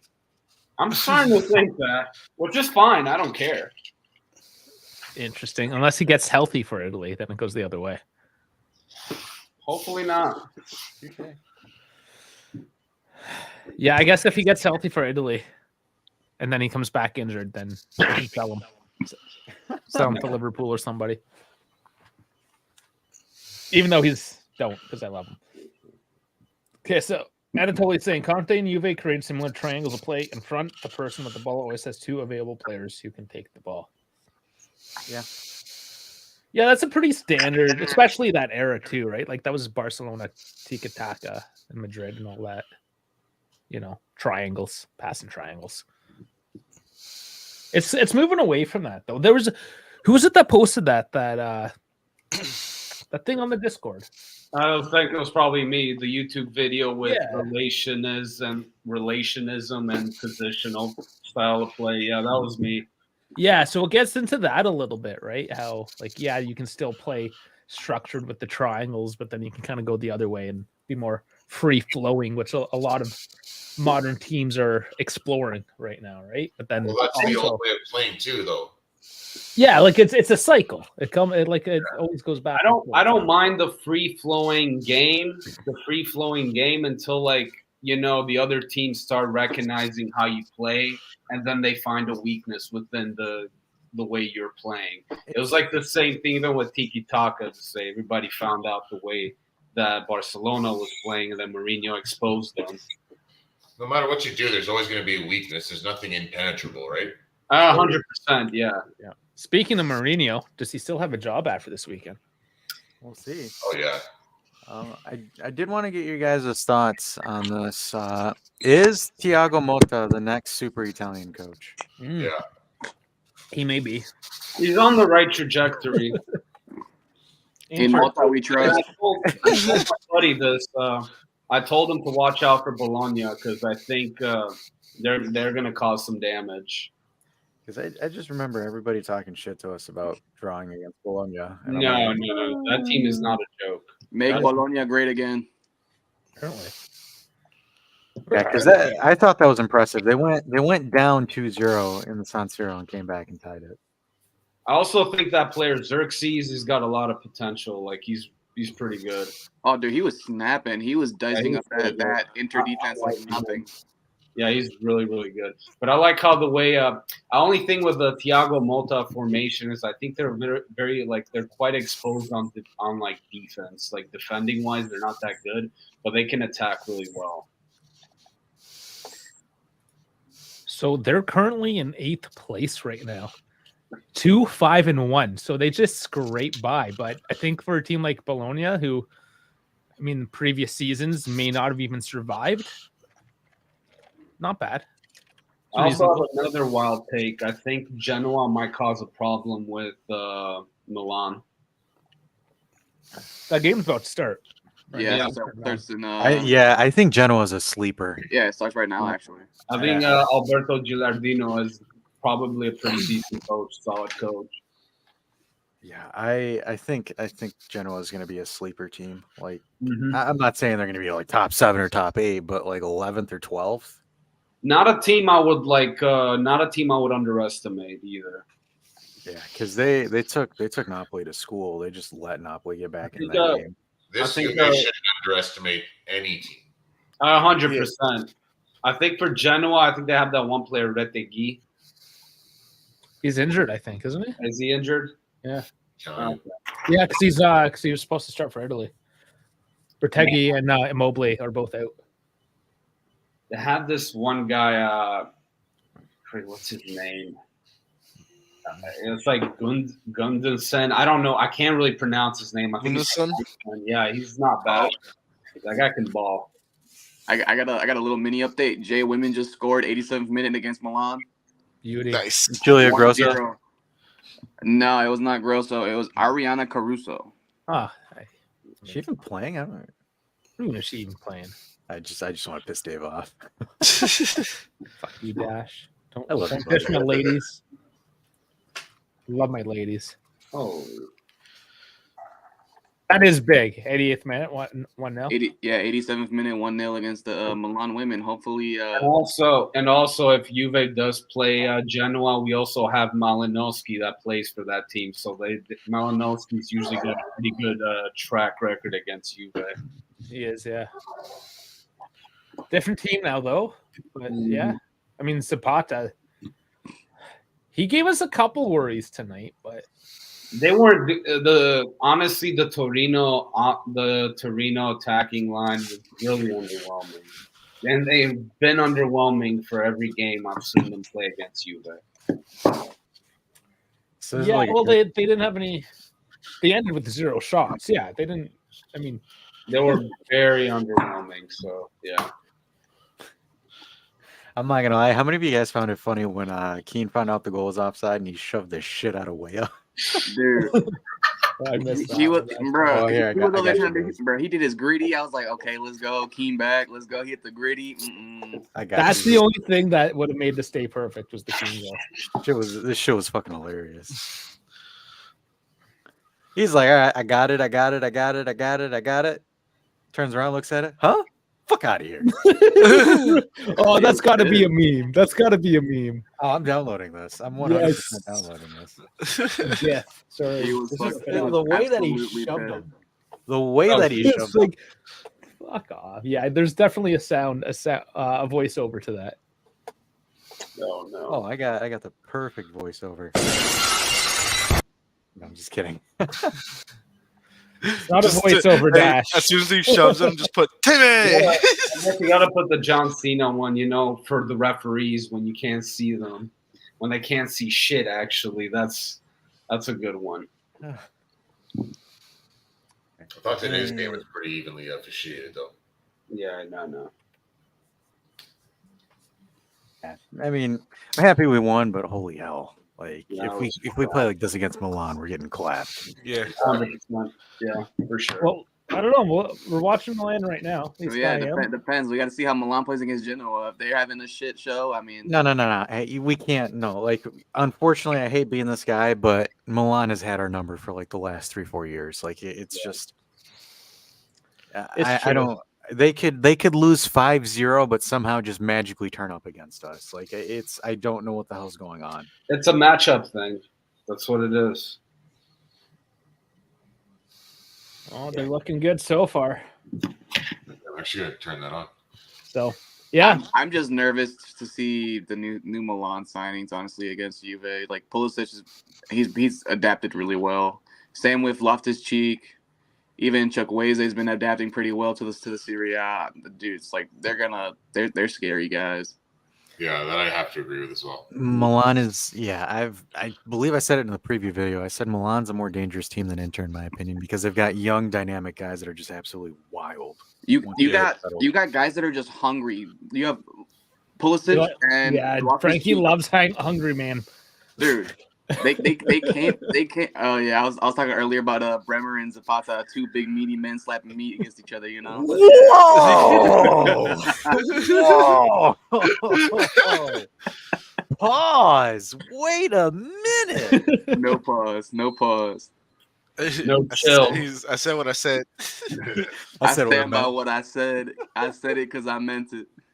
No chill, man. No chill. mama's way. Oh, Lord. Vlad was saying, what's the percentage that Locatelli and Rabiot start all 38 games? 100% unless one of them tweaks something. Yeah, 98%, 97% with injury. Rabiot needs a fucking break. The guy looks exhausted. Give I him think a break. I think this question we should ask Momblano. I think that's a really good question for Momblano. Percentage. Romblano percentages. Is Rabiot going for the France call up? Probably knowing him. Does anybody care about the French team? No. I mean, I heard Mbappe is in a club somewhere in Paris. You know, that guy has like a ridiculous partying issue. It's actually kind of funny. I'm not surprised. Like, everyone's like, yeah, Kylian Mbappe doesn't even train anymore. He just goes to the club every weekend. I'm like, well, yeah, if I was stuck in PSG, I would too. I would too if I was in Paris. It's in the prime of his life, boys. Why not? Them French women. That's all I gotta say. Oui. I think with Mbappe is he prefers the alternative women. Oh, that's true. So KF and Vlad call in. This is their take, anyways. That if we beat Milan twice this year, we have the Scudetto. It automatically unlocks instant achievement. It's a possibility. It's a pretty good possibility. I could see it. I said it before. People were like going on Inter. Like, Inter does have some good squad depth, but their problem is Inzaghi's not a good league coach. I'll say it many times. I just think Inzaghi's a bum. I agree. I remember it's their midfield. This year in March where like my buddies were like, I want to get rid of Inzaghi. I hate Inzaghi. And then when April and May came in and Inter made it to the Champions League final, they just shut up. It was just that silence. So I never understood with guys like that. Like, has nobody ever just gone up to them and be like, "You need a haircut"? Inzaghi? Yeah, same with Conte, right? Well, he's got a toupee, but like, nobody's gonna be like, I have no hair, Dave. It's toupee. It's fake. You know what I'm saying? Like, you live in Italy. Surely somebody has insulted your hair. Surely. I think he has a hot wife. I don't think he cares. Yeah. Was it Conte? Like, remember what was his face? Fuck. Someone on Sevilla was like 4 or 5 years ago made fun of his toupee, and Conte's like, "Yo, meet me in the parking lot." He played on Sevilla in the Europa League final in like 2020, 2021. He was, damn it, I know it. He was Argentinian. I think he played at either Milan or Inter at one point. Campos is the only one I can think of at the moment. Yeah, No. Acuna, Campos. I'm just looking up Argentinian players. Acuna, Campos, Papu Gomez. No, not Papu. Montiel. I'm just listening off Argentinian players that I know from there. Let me look it up because it was fucking hilarious. I'm gonna see if I can find that clip. Oh, boy. Baninga, Ever Baninga, the Baninga. Batman. Yes, Just yes. It flies just in, came to my hasn't mind said right now anything too. the It's the whole time. same time. Dude, it was hilarious. Baninga's like, hey, at least I have hair. And Conte's like, well, fuck you. Meet me in the parking lot. Like, Conte Banega would've dead shown up. ass. Banega would have shown up. Baninga would have. You know what I would have liked to watch two coaches fight? I think it would be Mourinho and Conte. Or No, Conte and Tuchel. Yeah, I was going to say, I think Conte and Tuchel, because those two nearly squared up. Like, Tuchel gave him, like, a lousy handshake, and, like, Conte took it personally. So, like, those two were just kind of, like, squaring up for no freaking reason. And only for them both to get fired in 4 weeks. Nah, personally, I think Gattuso's still like that dude. Oh, you definitely. Yeah, I think it's Gattuso, man. Like, I think he's entertaining. Sometimes it may be good, sometimes it may be shit. I was going to say it. He's in Spain right now, isn't he? Marseille, Oh, wow. He's in France. BC. Olympic Marseille. Hey, does anybody know? Did Pirlo finally get a win yet, or is he still? I'm not sure. I Sevilla haven't been stuck paying it out. attention to theory to all. I just remember all those people that were like, "We fired him too soon. He's an amazing coach." 1 win, 3 draws. I 4 points. have one thing to say about that. If we didn't have Cristiano Ronaldo in the Pirlo era, we would have been a lot worse.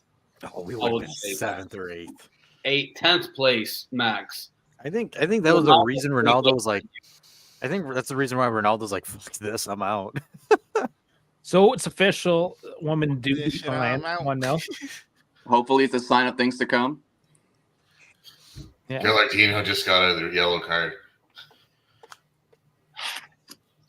I wonder what's going on in that game. Yeah, I can. No, Milan. Yeah. I mean, things are happening. Somebody's on the ground crying right now. Leao. All right, I'm gonna take it back. See, I'm gonna leave y'all to this. Yeah, I think people are interested in this Milan match. We might. Yeah, me as well. I gotta go clean a chimney anyways. How many of you All right, guys, you gotta do delinquents? another watch along with the Milan fans. Bones, you What? gonna get into some pro clubs tonight? I'm down for Probably tonight. later. I'm free tonight. Okay. Usual time, like around 7:30 ish. This is usually when y'all gotta hop on. I'll probably be like 8-ish. 8-ish. All right. That's fine. That works with me. So there's the Yeah. advertisement for That's the. right. I'm about to hit the Delinquents. book. Oh, Dave knows. I got assigned to a project. It's like in a far away city, so like my weekdays have been fucked.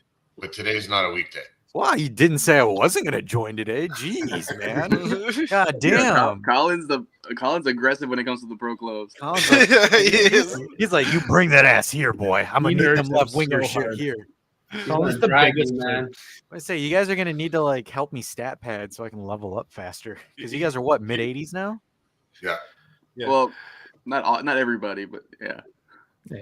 Because I've been Colin- like, I think I've been Colin's keeping. highest. I think Colin's the highest rated, like 85 or 86 or something like that.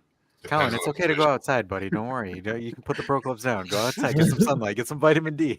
I hit a game hard for a few months, and then I usually let it go for a bit. KF wants you guys to play at a UK friendly time. You gotta. How are you guys not letting the Specsavers guy play? Sometimes, like I'll play in the mornings on the weekend. When Specsavers gets Turin Giants a sponsorship, I'll play whenever the fuck he wants. Yes, You've been lads. calling. I'll do that for you. Oh Lord. Well, I'm out of here, guys. I gotta hit the books. I got a big midterm next week, so Oh boy, he's always Hey, studying Jimmy, this sir. man. God, I know this kid. What a model student. Well, let's roll it out. What?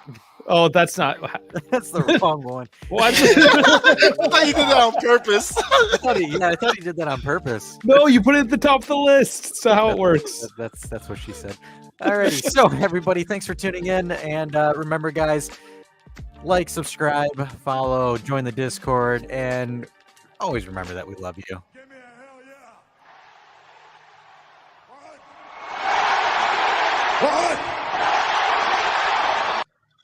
All right, guys, we'll catch you. Good night, Forza Juve. See ya on the next one, whenever that may be. Stay tuned.